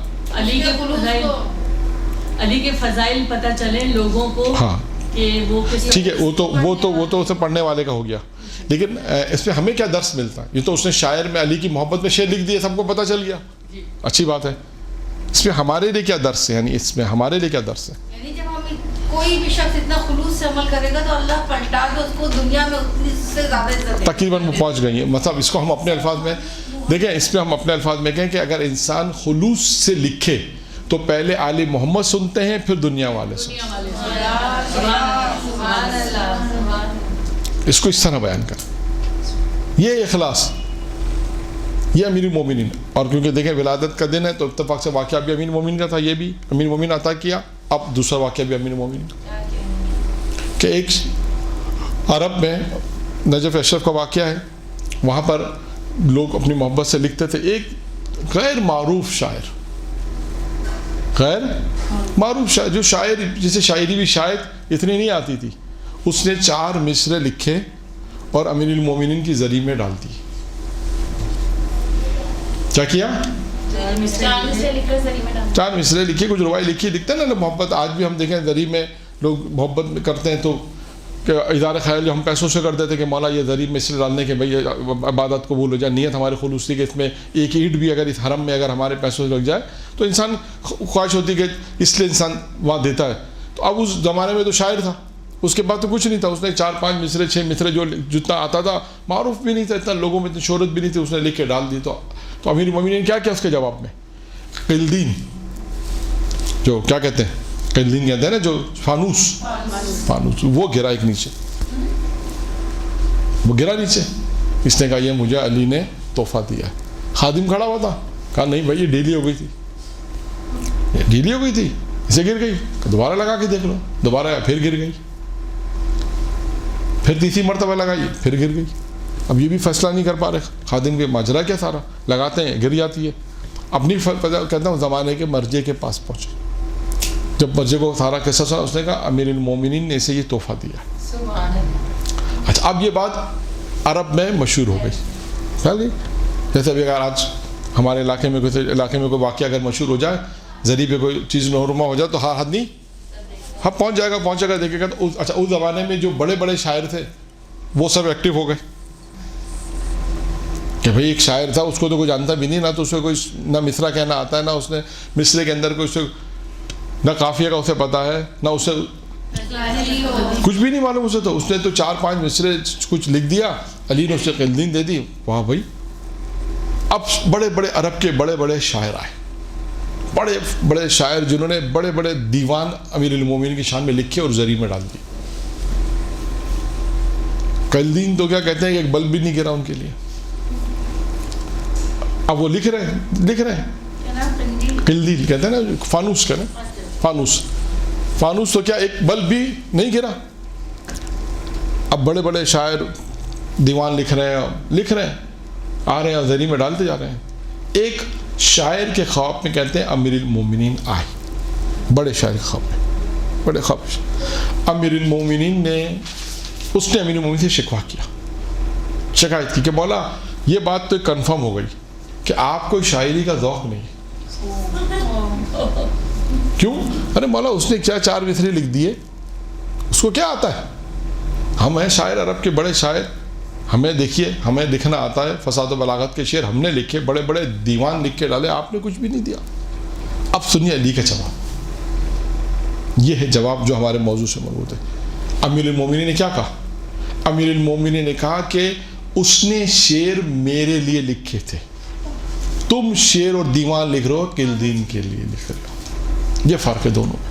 تم فانوس کے لیے لکھ رہے ہو، تمہارے لکھنے میں اور ان کے لکھنے میں یہ فرق ہے. دیکھیں وہ یہ چیزیں اخلاص سے لکھیں. جب بھی کام آپ اخلاص کے ساتھ انجام دیں گے وہ پائے تکمیل تک پہنچے گا. ہو سکتا ہے شاید دیر میں پہنچے لیکن پہنچے گا. اخلاص ضرور رنگ لاتا ہے، بس شرط ہے کہ انسان اخلاص ہونا چاہیے. تو دیکھیں کیا نصیحت کی پیغمبر اسلام، کس کو نصیحت کر رہے ہیں؟ امیر المومنین. کیا نصیحت کی؟ یا علی جب تم دیکھو لوگ کثرت عمل میں، لوگوں کو پاؤ کثرت عمل، جب لوگ مصروف ہو جائیں تو اخلاص کا نمونہ بن جاؤ. انسان اپنے آپ کو اخلاص کا نمونہ بن جائے. دیکھیں اخلاص سے کام انجام دے. ہو سکتا ہے مشکل ہو، پریکٹیکل طور پہ بہت سے کام ہو سکتا ہے شاید مشکل ہو، لیکن اس کا فائدہ ہے. اخلاص کے 2 مثالیں میں نے آپ کے سامنے دی، کئی مثالیں اور بھی ہیں لیکن 2 مثالیں کافی ہیں. کہ دیکھیں اخلاص سے اگر کام ہوگا تو دونوں واقعات امیر المومنین کے ہیں اور دونوں چیزیں امیر المومنین سے مربوط ہیں. کہ وہاں پر بھی امیر المومنین نے کیا کہا کہ اس نے کہ علی کے لیے لکھے تھے امیر المومنین کے اخلاص میں. تو شاید جب لکھتا ہے اخلاص کے ساتھ ہوگا تو پہلے آل محمد سنیں گے پھر لوگ سنیں گے. اور یہاں پر بھی یہ کہ اخلاص کے ساتھ تھا تو امیر المومنین اسے اسی دنیا میں اجر اس کا تحفہ یہ ہے اخلاص. اور آخری روایت کا ٹکڑا یہ ہے کہ پیغمبر کہتے ہیں یا علی جب تم دیکھو لوگوں کو کہ لوگوں دیکھو کہ لوگ اللہ کی جو مخلوق ہے وہ آپس میں ایک دوسرے کے لیے قربت کے لیے بے چین ہو جائے، یعنی آپس میں ایک دوسرے سے تعلقات کے لیے بے چین ہو جائے. یا علی جب تم دیکھو لوگوں کو کہ لوگ آپس میں ایک دوسرے سے قربت کے لیے تعلقات کے لیے بے چین ہو جائیں تو تم اس وقت اللہ سے اپنا ارتباط پیدا کرو. یہ ہے چھٹی اور آخری چیز کیا ہے؟ یا علی جب تم دیکھو لوگوں کو، لوگ آپس میں ایک دوسرے سے قربت پیدا کرنے میں یا ایک دوسرے سے تعلقات پیدا کرنے میں بے چین ہو جائے. ہوتا ہے نا کہ ابھی فلاں سے تعلقات پیدا کرو، فلاں سے تعلقات پیدا کرو. کیوں کہ فلاں سے تعلقات پیدا کریں گے تو بہت فائدہ ہوگا، اس سے کام لیں گے، اس سے کام لیں گے. کہا جب ایک دوسرے سے جب دیکھو ایک دوسرے سے تعلقات کے لیے بے چین بے قرار ہو جائے تو تم اس وقت کیا کرو؟ اللہ سے اپنا تعلق پیدا کرو. یعنی اصل ارتباط انسان کا کیا ہے؟ کس سے ہونا چاہیے؟ اللہ سے ارتباط ہونا چاہیے. تو یہ 6 نصیحتیں تھیں پیغمبر اسلام کی امیر المومنین کو. اور آئیے پھر اس کے بعد آج کی ایک اور روایت.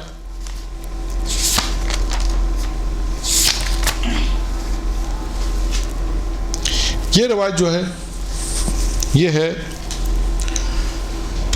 یہ بھی 6 چیزوں سے مربوط ہے. یعنی کیا ہے اس میں؟ یہ بھی روایت امیر المومنین علیہ الصلوۃ والسلام نے ارشاد فرمایا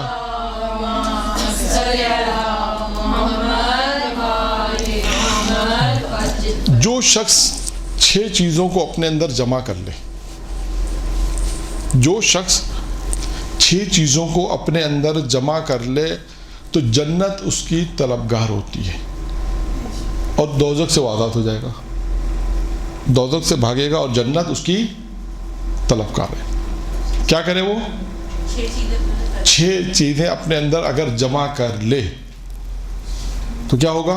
جنت کا حقدار. جنت کا حقدار نہیں، جنت اس کی طلبگار. فرق ہے دونوں میں. یعنی ابھی ایک روایت آئے گی، پہلے بھی ایک موضوع ہم نے توفیق ہوئی تھی پڑھنے کی، پہلے بھی ایک موضوع ہم نے پڑھا تھا وہ کون سے اعمال ہیں کہ جس کی بنا پر انسان جنت میں جاتا ہے. 14-15 عمل بیان کیے تھے، وہ کون سے عمل ہیں جس کی وجہ سے انسان جنت میں جاتا ہے. یہاں پر بھی ایک روایت ہو سکتا ہے آج بھی آئے گی ایک روایت. امیر المومنین فرماتے ہیں کہ 6 چیزوں کو اپنے اندر جمع کر لو. جو شخص بھی 6 چیزوں کو اپنے اندر جمع کرے گا وہ جنت اس کی طلبگار ہو جائے گی اور دوزخ سے آزاد ہو جائے گا. اب آئیے 6 چیزیں کیا ہیں؟ سب سے پہلی چیز کیا ہے؟ امیر فرماتے ہیں جو کوئی بھی اللہ کی معرفت حاصل کر لے، اللہ کی معرفت حاصل کر لے گا، اللہ کی معرفت حاصل کرے گا تو اس کی اطاعت کرے گا. اب دیکھیے اس میں 2 پہلو ہیں ان روایتوں میں. معرفت ہوگی دیتا. اچھا اب سوال ہے کہ معرفت کیسی ہونی چاہیے؟ یعنی معرفت کسے کہتے ہیں؟ ایک سوال یہ بھی ہے نا. آپ دیکھیں یہاں پہ معرفت یعنی بعض اوقات معرفت ہوتی ہے انسان اللہ کو پہچان لے. جیسے بعض روایتوں میں آئے کہ جو ہے کہ توحید میں جو بحث آتی ہے کہ اگر اللہ کو انسان نے کسی طرح بھی پہچان لیا اللہ ہے، دلیل وجود خدا پہ اس کو دلیل مل جائے تو وہ اس کے لیے کافی ہے. چھوٹی بھی دلیل مل جائے تب بھی کفایت کرتی کہ ہاں اللہ کا وجود ہے، یعنی یہی معرفت اس کے لیے کافی ہے، اس کو اللہ کی اطاعت کرے. یعنی بہت سے ایسے لوگ ہیں جنہیں آج تک شاید ہو سکتا ہے جو اللہ کو نہیں مانتے، اس کی بہت سی وجوہات ہیں. اگر اللہ کی معرفت حاصل کر لے تو اس کی اطاعت کرے گا. اب یہاں معرفت کی میں ایک مثال آپ کو دے دوں. پہلی ایک مثال یہ ہے کہ جناب حضرت داؤد نے پروردگار عالم سے سوال کیا. اب دیکھیں یہاں پہ مراد معرفت کی کیا ہے. معرفت جو اللہ کی معرفت عطا کرے گا. معرفت مختلف جیسے ہو سکتی ہے. میں ایک مثال آپ کو دے رہا ہوں، ٹھیک ہے، تاکہ معرفت کا ایک پہلو یہ بھی ہے، یعنی یہ معرفت خدا کہ انسان اس طرح معرفت خدا کو حاصل کرے. یہ ایک مثال ہے. ممکن ہے آپ سوال کریں کہ معرفت سے کیا مراد ہے. دیکھیے میں نے عرض کیا توحید کی بحث میں ایک آ گیا کہ اس نے اطاعت یعنی خدا کے وجود پہ اسے دلیل مل گئی، یہی کافی ہے اس کے لیے، اور اس کے بعد اطاعت اللہ کی اطاعت کرے گا. یہاں پر بھی یہی ہے کہ وہ شخص جسے اللہ کی معرفت. اب معرفت سے کیا مراد ہے؟ آئیے جناب داؤد کا قصہ. جناب داؤد نے پروردگار سے ایک سوال کیا، کیا خداوندہ جنت میں میرا پڑوسی کون ہوگا؟ سنا ہوا قصہ آپ نے؟ کون سا قصہ ہے؟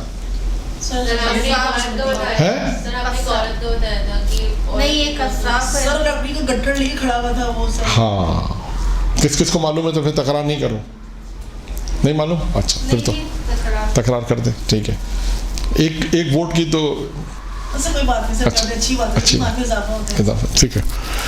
خیر وہ واقعہ اس طرح ہے کہ جناب داؤد نے پروردگار سے سوال کیا کہ خداوندہ جنت میں میرا پڑوسی کون ہوگا؟ خدا نے کہا جناب داؤد سے کہا داؤد شہر سے باہر جاؤ، جو شخص تمہیں پہلا نظر آئے گا وہ جنت میں تمہارا پڑوسی ہوگا. پڑوسی ہو. جناب داؤد نکلے شہر سے باہر، کیا دیکھا؟ جناب متا، جناب یونس کے والد جناب متا ہیں. کیا دیکھا انہوں نے؟ دیکھا کہ لکڑیاں انہوں نے اپنے سر پہ رکھی ہوئی ہیں. پھر اس کے بعد انہوں نے دیکھا کہ گاہک آیا، انہوں نے لکڑیاں اس کو فروخت کیں. فروخت کرنے کے بعد جو رقم اسے ملی وہ واپس آ رہے تھے.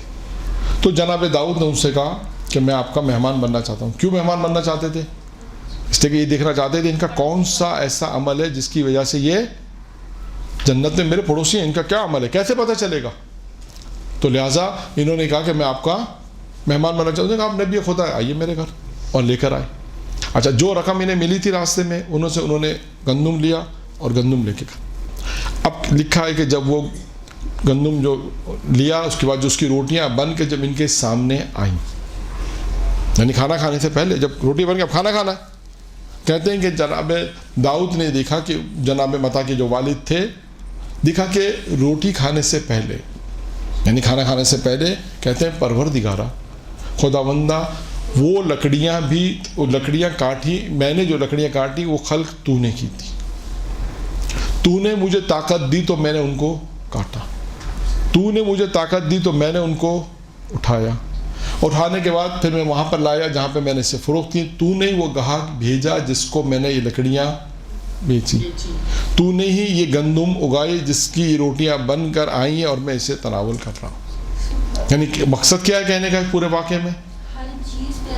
ہر چیز پہ قدم قدم پر کہا پروردگارہ تو ہے. یہ ہے معرفت، اس سے کہتے ہیں معرفت پروردگار. یعنی ہر لمحہ خدا کے لیے ہو کہ خدا تو نے اس کو خلق کیا ہے، خدا تو نے مجھے معرفت دی، پروردگارہ تو مجھے ہدایت دینے والا ہے. دیکھیں کہیں پر بھی یہ نہیں کہا کہ میں نے کیا. ہمارے یہاں آپ اپنے معاشرے میں آ جائیے ذرا 2 منٹ کے لیے. کسی نے بہت اچھا گھر بنا لیا، چلیں اچھی بات ہے، 20 سال 30 سال میں کاروبار اچھا کر لیا، تو وہ کیا کہتا ہے کہ آپ کو جب دعوت دے گا اپنی فیملیز میں دعوت دیتا ہے تو کیا کہتا ہے، یا ہمیں بلاتا ہے تو کیا کہتا ہے کہ بلا یہ گھر ہم نے بڑی محنت سے 20 سال میں بنایا، بڑی محنت لگ گئی اس گھر بنانے میں، یہ کاروبار ہم نے 20 سال کا ہم نے آج آپ کاروبار ہمارا دیکھ رہے ہیں 20 سال لگ گئے، 15 سال لگ گئے اس کاروبار کو سیٹ ہونے میں، اب جا کر ہم اچھی حالت میں. جبکہ کہنا کیا چاہیے؟ کہنا یہ چاہیے کہ اللہ نے جو ہمیں طاقت دی تو ہم نے یہ بنایا. بیچ میں اللہ آنا ضروری ہے، یہ زندگی میں آپ لے آئیں، ہر کام میں اللہ کو لے کر آنا چاہیے. اللہ نے ہمیں اس قابل کیا کہ ہم دوسروں کی ہدایت کر رہے ہیں. آپ مدرسے میں پڑھنے کے بعد جائیں تبلیغ کریں، کوئی بہت اچھا درس آپ نے دے دیا تھوڑی سی اچھی واہ ہوگی تو آپ کہیں گے ارے بڑی محنت سے پڑھا ہم نے, اتنا آسان نہیں, ہم بہت محنت سے پڑھتے تھے, بہت درس لکھتے تھے جا کے. یہ نہیں, بلکہ آپ کہیں کہ اللہ نے ہمیں توفیق دی تو ہم نے کام کیا. یہ یاد رکھیں, چاہے تدریس میں ہو, چاہے مجلس پڑھنے میں, اچھی مجلس پڑھ لی, ہو سکتا ہے اچھی مجلس پڑھیں, اچھے واقعات پڑھ لیے, لوگ تعریف کریں گے, تعریف کرتے ہیں لوگ, تو اس وقت جب تعریف ہو تو خدا کا شکر ادا کریں, 2 رکعت نماز شکرانہ پڑھیں کہ خدا بندہ کا شکر کریں, پروردگارہ جو ہم نے پڑھا تو نے تو قبول کیا, انشاءاللہ لوگوں نے بھی اس کو پسند کیا, یہ خدا کا شکر ادا کریں, تعریف ہو. کیونکہ روایت میں ہے کہ جو تعریف اگر کسی کی ہوئی اور وہ خوش ہوا تو وہ ہلاک ہوا. اب اس کی کیا مفہوم ہے وہ اپنے الگ معنی پہ, لیکن ظاہری اعتبار سے جو تو یہ کہ انسان یہ معرفت پروردگار اس طرح یہ ہے یعنی اپنی زندگی کے ہر لمحے میں انسان خدا کو لے کر آئے گا کہ خدا نے مجھے خلق کیا ہے, خدا مجھے روزی دینے والا ہے, خدا مجھے ترقی دینے والا ہے, خدا نے مجھے دیا, خدا نے مجھے اس مقام تک پہنچایا ہے, خدا نے ہمیں توفیق دی تو ہم یہاں تک پہنچے ہیں. کبھی انسان یہ نہ کہے کہ کام میں نے کیا ہے, یہ ہم نے اپنی محنت سے کیا ہے, یہ کام ہم نے اپنی طاقت سے کیا. ان سے پوچھیں گے اچھا آپ نے اپنی طاقت سے کیا, آپ کو طاقت دی کس نے, یہ اللہ نے.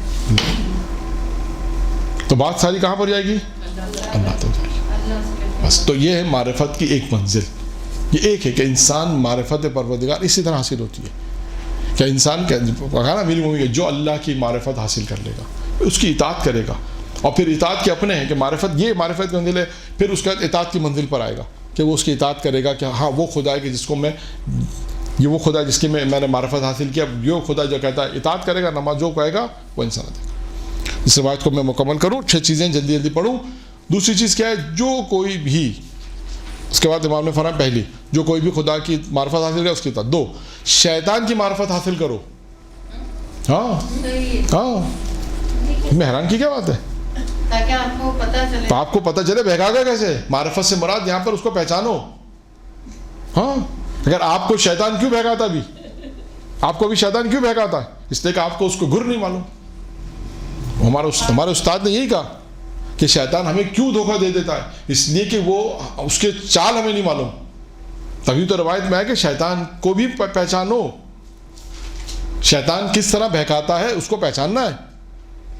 آپ میزان الحکمہ, کتاب کا نام ہے میزان الحکمہ, اس میں جو ہے جلد نمبر 5 یا 6 میں جائیں, وہ لفظ شین سے جو چیز ہے نا, جیسے حروف کتاب میں جائیں شیطان, آپ فہرست میں دیکھیں شیطان, پھر آپ اس کی روایتیں پڑھیں, آپ کو اس میں وہ ملے گا. خود شیطان نے جناب عیسیٰ سے گفتگو کی, جناب موسیٰ سے گفتگو کی, اور یہ ان کو بتایا کہ میں کیسے بہکاتا ہوں. جب پوچھا ان سے تو انہوں نے بیان کیا. تو لہٰذا آپ کو بھی, آپ سے مراد ہم سب کو بھی جو ہے وہ اپنے انسان کا سب سے بڑا دشمن کون ہے, شیطان. اسی کا آپ کو نہیں معلوم تو کیسے پتہ چلے گا. بہت دفعہ ایسا ہوتا ہے کہ انسان بہت اچھا کام کرنا چاہتا ہے, شیطان آتا ہے, شیطان آ کے بہکاتا ہے.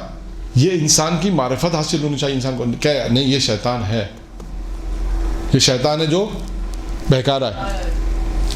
آیت اللہ دستگاب نے اپنی کتاب میں ایک لطیفہ لکھا ہے. لطیفہ کہہ لیجیے, ایک واقعہ کہہ لیجیے کہ ایک مولانا صاحب یہ مجلس پڑھ رہے تھے کہ رائے خدا میں دو, نیک کام کرو. اگر تم نیک کام کرو گے تو شیطان ضرور بہکائے گا. کیا کہا, شیطان ضرور تمہیں بہکائے گا, شیطان آئے گا ضرور تمہارے راستے میں, ضرور آئے گا. یہ ایک شخص اپنے دوستوں کے ساتھ یہ بات سن رہا تھا کہ مولانا یہ نصیحت کر رہے ہیں. کہا میں چیک کرتا ہوں شیطان آتا ہے نہیں آتا. اب انہوں نے کہا ہے آئے گا, تو کیسے آئے گا. اپنے گھر آیا, اپنی بیوی سے کہا یہ رائے خدا میں دینا, یہ رائے خدا میں دینا, یہ رائے خدا میں دینا. تو اس کی بیوی نے کہا کہ سب کچھ آئے دیکھو تو ہمارا کیا ہوگا, چلو یہاں سے, کچھ بھی رائے خدا میں نہیں دینا. باہر آ گیا, اس کے دوستوں نے کہا کیا ہوا,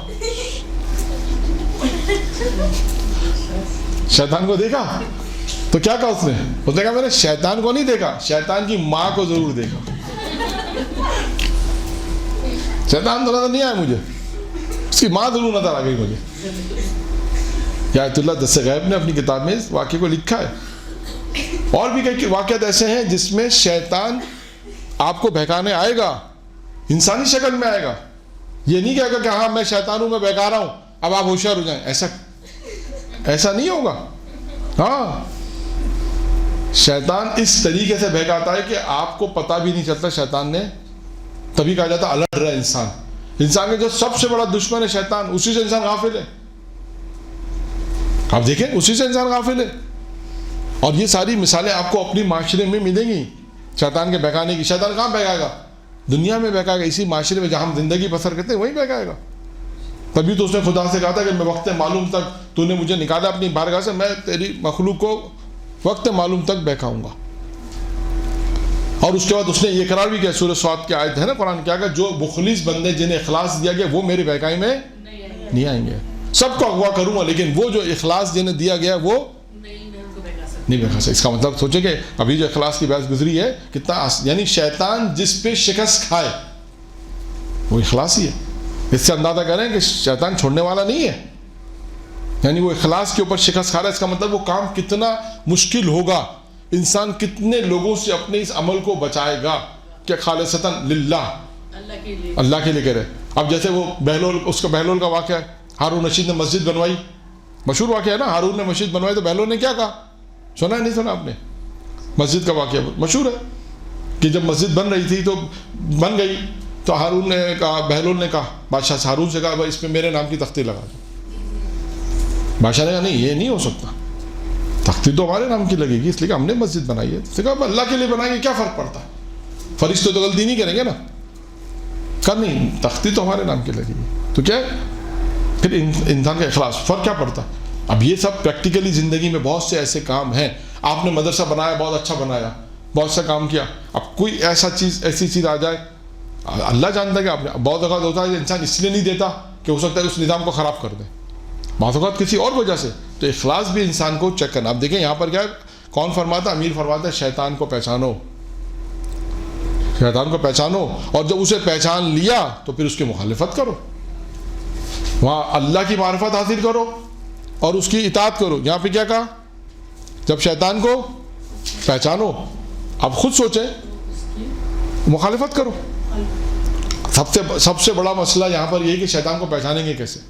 یہ انسان کے اندر کوالٹی پیدا ہوتی ہے روایت پڑھ کے, ائمہ کی حدیث پڑھ کے, واقعات پڑھ کے. جب انسان فیلڈ میں آتا ہے, پریکٹیکل فیلڈ میں آتا ہے, تو اسے جب بہت اوقات اس کی سمجھ میں نہیں آتا کہ یہ شیطان مجھے کیسے بہکا رہا ہے, یہ خود ایک ایسے ایسے انسان میں مہارت پیدا ہوتی ہے. خیر آئیے ایک روایت میں آپ کے سامنے پیش کرتا ہوں جس میں پیغمبر اسلام نے یہ روایت, جس میں پیغمبر نے ارشاد فرمایا کہ یہ چیزیں ہیں جو میں اب بیان کرنا چاہ رہا ہوں, کہ یہ وہ چیزیں ہیں کہ انسان کو, تم شیطان کو شکست دے دو. پیغمبر سے بات ایک شخص آ کے کہتا ہے مجھے نصیحت کرے, وہ نصیحت کریں جو مجھے, وہ چیزیں جو مجھے جنت میں لے جائیں. کیا کرے, وہ چیزیں جو مجھے جنت میں لے جائیں. یہ روایت میں نے اس والے درس میں بھی بیان کی تھی, آج سے شاید 1.5-2 سال پرانا درس تھا, اب نہیں معلوم آپ کا بیچ تھا, کون سا بیچ تھا, کہ جس میں وہ موضوع تھا کہ وہ کون سے اعمال ہیں جو انسان کو جنت میں پہنچاتے ہیں. یہ اس میں بھی یہ روایت ہے. اور یہاں پہ کیونکہ اس کو اس عنوان سے بیان کیا کہ اس میں پیغمبر نے کہا کہ شیطان پر تمہارا غلبہ ہو جائے گا, شیطان پہ تمہاری کامیابی حاصل ہوگی. تو موضوع ہمارا شیطان ہے, تو لہٰذا اس کو اس عنوان سے بھی ہم بیان کر سکتے ہیں کہ شیطان پہ اگر آپ کو کامیابی حاصل کرنی ہے, تسلط حاصل کرنا ہے, پھر انشاءاللہ موقع ملے گا. تو ایک اور روایت بھی جناب عیسیٰ کے زمانے کی, وہ 7 عمل ہیں, کہ وہ کون سے 7 عمل ہیں, کہ خود جناب جب عیسیٰ نے اس خاتون سے پوچھا تھا, ایک پورا واقعہ ہے اس میں, جب خاتون نے وہ 7 عمل بیان کیے تو اس وقت بھی جناب عیسیٰ نے یہ کہا تھا کہ یہ 7 عمل وہ ہیں کہ جس کے اندر یہ 7 عمل ہوں گے شیطان اسے نہیں کر سکتا, شیطان اس پہ اس کا شیطان پہ تسلط نہیں چلے گا.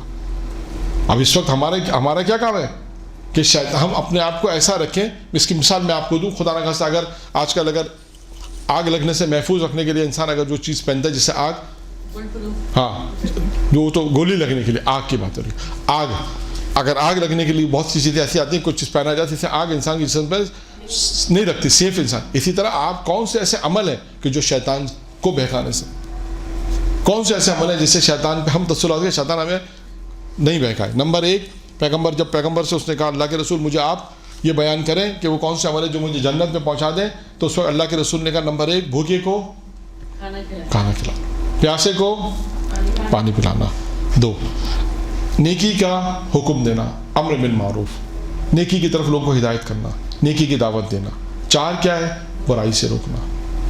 پیغمبر نے کہا یہ 4 کام بہت مختصر بیان کی, بھوکے کو کھانا کھلانا, پیاسے کو پانی پلانا, نیکی کی طرف دعوت دینا اور برائی سے روکنا. پھر اللہ کے رسول نے کہا اگر ان 4 چیزوں کی طرف آپ نے ساتھ کہا تھا نہیں، وہ 7 والا تو ایک صرف ضمنی کہا تھا کہ وہ پھر کسی دن بیان کریں گے، وہ پھر کسی موقع پہ بیان کریں گے. وہ 7 کون سے عمل ہیں؟ وہ خاتون کی روایت ہے جناب عیسیٰ کے زمانے کی، کہ وہ کون سے 7 عمل ہیں کہ جس پر شیطان، اگر وہ اس کو جناب عیسیٰ نے کہا کہ وہ یہ 7 عمل ایسے ہیں جس پہ شیطان کا تسلط نہیں ہوگا. یہ 7 صفتیں اگر پیدا ہو جائیں اس میں، اب یہ روایت الگ ہے جس میں پیغمبر کا شخص آ کے کہتا ہے اللہ کے رسول مجھے ایسے عمل بتائیں کہ میں جنت میں جاؤں، تو اللہ کے رسول نے کہا بھوکے کو کھانا کھلاؤ، پیاسے کو پانی پلاؤ، اور اچھائی کی دعوت دو، برائی سے رکو. اس کے بعد پیغمبر نے کہا اگر ان چیزوں کی توان نہیں رکھتے، یعنی قدرت نہیں رکھتے ان کام کی، تو کہا کہ اپنی زبان کو کنٹرول رکھو، سوائے نیکی اور خیر کے کچھ بھی اس سے صادر نہیں ہونا چاہیے. کہ اگر ان 4 چیزوں کی توان نہیں رکھتے تو یہ اپنی زبان کو کنٹرول کرو، اپنی زبان کو قابو میں لاؤ، اور زبان کو قابو میں لاؤ اور سوائے اچھائی اور خیر کے اس سے کچھ چیز نکلنی نہیں چاہیے. پھر پیغمبر نے کہا کہ یہ 5 یعنی چیزیں، یعنی یہ وہ چیزیں ہیں کہ جو تمہیں میں نے بیان کی ہیں تو تم شیطان اسی صورت میں تم شیطان پر کامیابی حاصل کر سکتے ہو. یہ 5 چیزیں بیان کی جس پر انسان شیطان پہ تسلط حاصل کر سکتا ہے. ٹھیک ہے، کتنی چیزیں بیان ہو گئیں؟ نہیں، یہ تو 4-5 چیزیں ہے نا. ٹائم تو ہے نا، کتنا؟ 10 منٹ. ہاں تو 10 منٹ میں ہو جائے گی انشاءاللہ. ہاں مجھے بھی روایت مکمل کرنی ہے انشاءاللہ. تیسری چیز، جب حق کی معرفت حاصل کرو، حق کی معرفت حاصل کرو. جب معرفت حاصل ہو جائے اسے پہچان لو، اسے اپنا لو، اس کی پیروی کرو. حق کو پہچانو، یعنی یہاں پر کیا ہے؟ حق کی تلاش. جب تمہیں حق کی تلاش کرو، حق کو پہچانو حق کیا ہے، اور جب حق مل جائے تو پھر کیا کرو؟ اس کی پیروی کرو، اسے اپنا لو. اب دیکھیں خود یہ ایک موضوع کہ حق کیا ہے، اور اس میں بہت ساری چیزیں، لیکن میں صرف روایت کو مکمل کر رہا ہوں. تیسری چیز کیا ہو گئی؟ حق. ہاں یعنی حق کی تلاش، جستجو، یعنی حق کو تلاش کرو، جستجو کرو، حق کی معرفت حاصل کرو، حق کو پہچانو، اور جب حق مل جائے، حق کی پہچان ہو جائے کہ ہاں یہ حق ہے، تو پھر اس کی پیروی کرو، اسے قبول کر لو، اپنا لو. یہ ہے کہ حق انسان کہتا ہے نا حق کی تلاش میں رہے، حق کو پہچانے. بعض کتنے ایسے لوگ ہیں جو ابھی حق اور باطن کو نہیں سمجھ پاتے. خود آپ ائمہ علیہ السلام کی مثال میں دیکھیں، امام معصوم سامنے ہے، حق موجود ہے، لیکن امام کو نہیں پہچانا. خود امیر مومنین کے واقعات ہیں، دیگر ائمہ کے واقعات ہیں. پھر اس کے بعد چوتھی چیز کیا کہی؟ باطن کو پہچانو. باطن کی بھی تمہیں معرفت ہونی چاہیے. باطل حق کے مقابلے میں کیا آتا؟ باطل کو پہچانو. جب پہچان لیا کہ یہ باطل ہے، یہ حق پر نہیں ہے، تو اس سے پرہیز کرو. دیکھیں یہ وہ چیزیں ہیں جو امیر المومنین فرماتے ہیں کہ وہ چیزیں ہیں کہ انسان کے اندر اگر صلاحیت پیدا ہو جائے، یہ چیزیں آ جائیں تو جنت طلبگار ہے. جنت یہ کہتی ہے کہ یہ شخص میرے اندر آئے، میں اس ایسے شخص کی طلبگار ہوں کہ جس میں یہ چیزیں پائی جائیں. نمبر 4 کیا ہے؟ باطل کو پہچانو. یعنی اس کی معرفت کا لفظ تو سب جگہ آ سکتا ہے. پہچانو، یہی معرفت حاصل کرو، تاکہ جب تمہیں اچھا باطل پتہ چل گیا یہ باطل ہے تو پھر کیا کرنا ہے؟ اس سے پرہیز کرو، اس سے دوری اختیار کرو. حق مل جائے تو اس کی پیروی کرنی ہے، حق کی تلاش کرو، جستجو کرو حق کی. جب حق مل جائے تو اس کی پیروی کرو، اسے حاصل کر لو. باطل کو بھی پہچانو، جب باطل پتہ چل جائے کہ یہ باطل ہے تو اس سے اپنے آپ کو پرہیز کرو، کنارہ اختیار کرو، دوری اختیار کرو، پرہیز کرو. اور 5ویں چیز کیا ہے؟ دنیا کو پہچانو. دنیا کو پہچانو، اس کی بھی معرفت حاصل کرو. کیوں اس کی معرفت حاصل کرنی ہے؟ جب اس کی پتہ چل جائے یہ دنیا ہے اور یہ اس کی معرفت حاصل ہو جائے تو پھر کیا کرنا ہے؟ اس سے دوری اختیار کرنی ہے. اس سے بھی دوری اختیار کرنی ہے. ابھی دیکھیں پچھلی گفتگو میں دنیا کے متعلق گفتگو آ گئی تھی، دنیا کے متعلق باتیں آ گئی تھی. دنیا کو بھی پہچانو، اس کی بھی معرفت حاصل کرو. دیکھیں ہر چیز کی معرفت میں آ رہا ہے. کیوں؟ جب تک ہمیں جیسے اللہ کی معرفت، اللہ کے مقابل میں کون ہے؟ شیطان. تو اس کو بھی پتہ ہونا چاہیے. جب اسی کا ہمیں نہیں معلوم، وہ ہمیں بہکایا جا رہا. ہم نماز تو پڑھ رہے ہیں، وہ دوسری طرف فعل حرام بھی انجام دے رہے ہیں، تو اس کا مطلب ہم نے ابھی تک اپنے دشمن کو نہیں پہچانا. ہم نے اللہ کو تو پہچان لیا، اللہ کی عبادت بھی کر رہے ہیں، کہتے ہیں خدا تیرے علاوہ کوئی شریک نہیں ہے، رسول کے علاوہ رسول کی رسالت کو مانتے ہیں، علی کی ولایت کو بھی مان رہے ہیں، لیکن اگر گناہ کر رہے ہیں اس کا مطلب یہ بھی تھا ہم نے شیطان کو نہیں پہچانا. اگر اس کو پہچان لیتے تو اس کی مخالفت کریں. اس کی مخالفت نہ ہونا اس بات کی دلیل ہے کہ ہم نے ابھی تک اس کو نہیں پہچانا. ابھی ہم گناہوں میں اگر ہیں اس کا مطلب یہ بھی شیطان ہمارے ساتھ ساتھ چل رہا ہے. دیکھیں شیطان, ایک جملہ درمیان میں بیان کر دوں, جناب زکریا کا غالباً واقعہ ہے. جناب زکریا کے پاس جب شیطان آیا اور گفتگو ہوئی تو ایک سوال جناب نبی خدا نے ایک سوال پوچھا, شیطان سے سوال پوچھا کہ میرا کون سا ایسا عمل ہے جو تجھے خوش کرتا ہے. یعنی کون پوچھ رہا ہے؟ جناب نبی زکریا. جناب زکریا نبی خدا کیا پوچھ رہے ہیں شیطان سے, ایسا کون سا عمل ہے جو میرا کون سا ایسا عمل ہے جو تجھے خوش کرتا ہے. اس نے کہا ہاں آپ کا بھی عمل ہے. اب نبی خدا پریشان ہوگا, میرا کون سا ایسا عمل ہے کہ آپ جب افطار کرتے ہیں اور افطار جب کرتے ہیں تو پیٹ بھر کے افطار کرتے ہیں, اور آپ جب آپ عبادت میں جو تھوڑی سستی کرتے ہیں نا, یہ تھوڑی سستی مجھے بہت خوش کرتی ہے. یہ آپ کی عبادت میں تھوڑی سی جو سستی ہے نا, آپ پیٹ بھر کے افطار کرتے ہیں, افطار کی وجہ سے آپ عبادت میں تھوڑی سی سستی کرتے ہیں کہ چلو تھوڑی دیر بعد ابھی میں عبادت, یہ تھوڑی سی سستی مجھے بہت خوش کرتی ہے.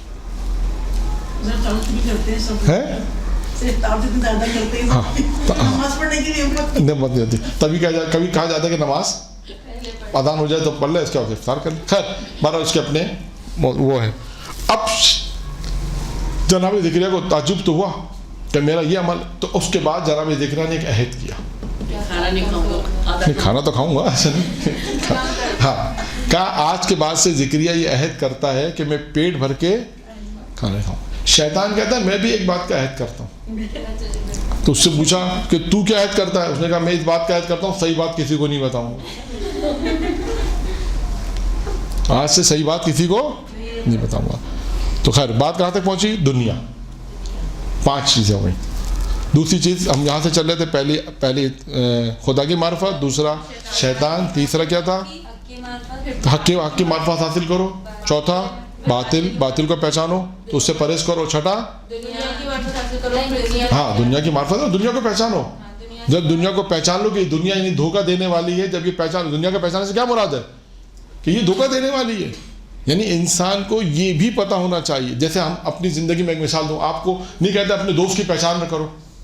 بڑے بزرگ کہتے ہیں نا کہ بھائی آپ کس کے ساتھ اٹھ رہے بیٹھ رہے ہیں, آپ کو اپنے دوست کی پہچان ہونی چاہیے. اسی طرح کہتے ہیں اپنے دشمن کی بھی پہچان رکھو, کون خدا نخواستہ تمہیں نقصان پہنچا سکتا.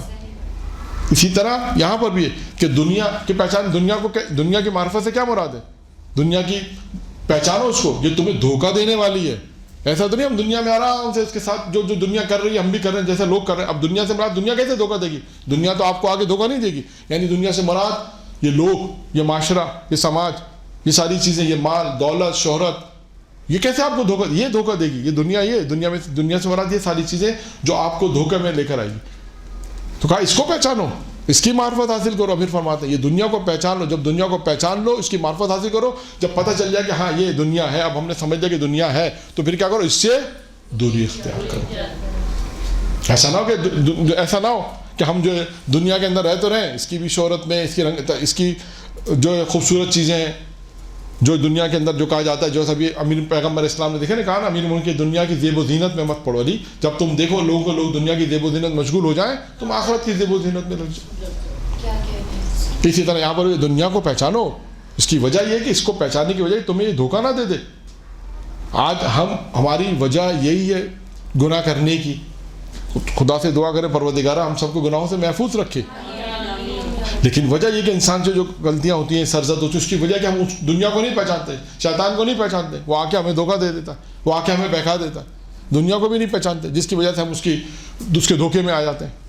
اور آخری چیز کیا ہے؟ آخری چیز ہے آخرت کی معرفت حاصل کرو. دنیا کے مقابل میں کیا ہے؟ آخرت کی معرفت حاصل کرو اور اسے پہچانو. اور جب اسے پہچان لیا کہ یہ آخرت ہے, تو اس کی جستجو میں لگ جاؤ, اس کی تلاش میں لگ جاؤ. پھر آخرت کو تلاش کرو.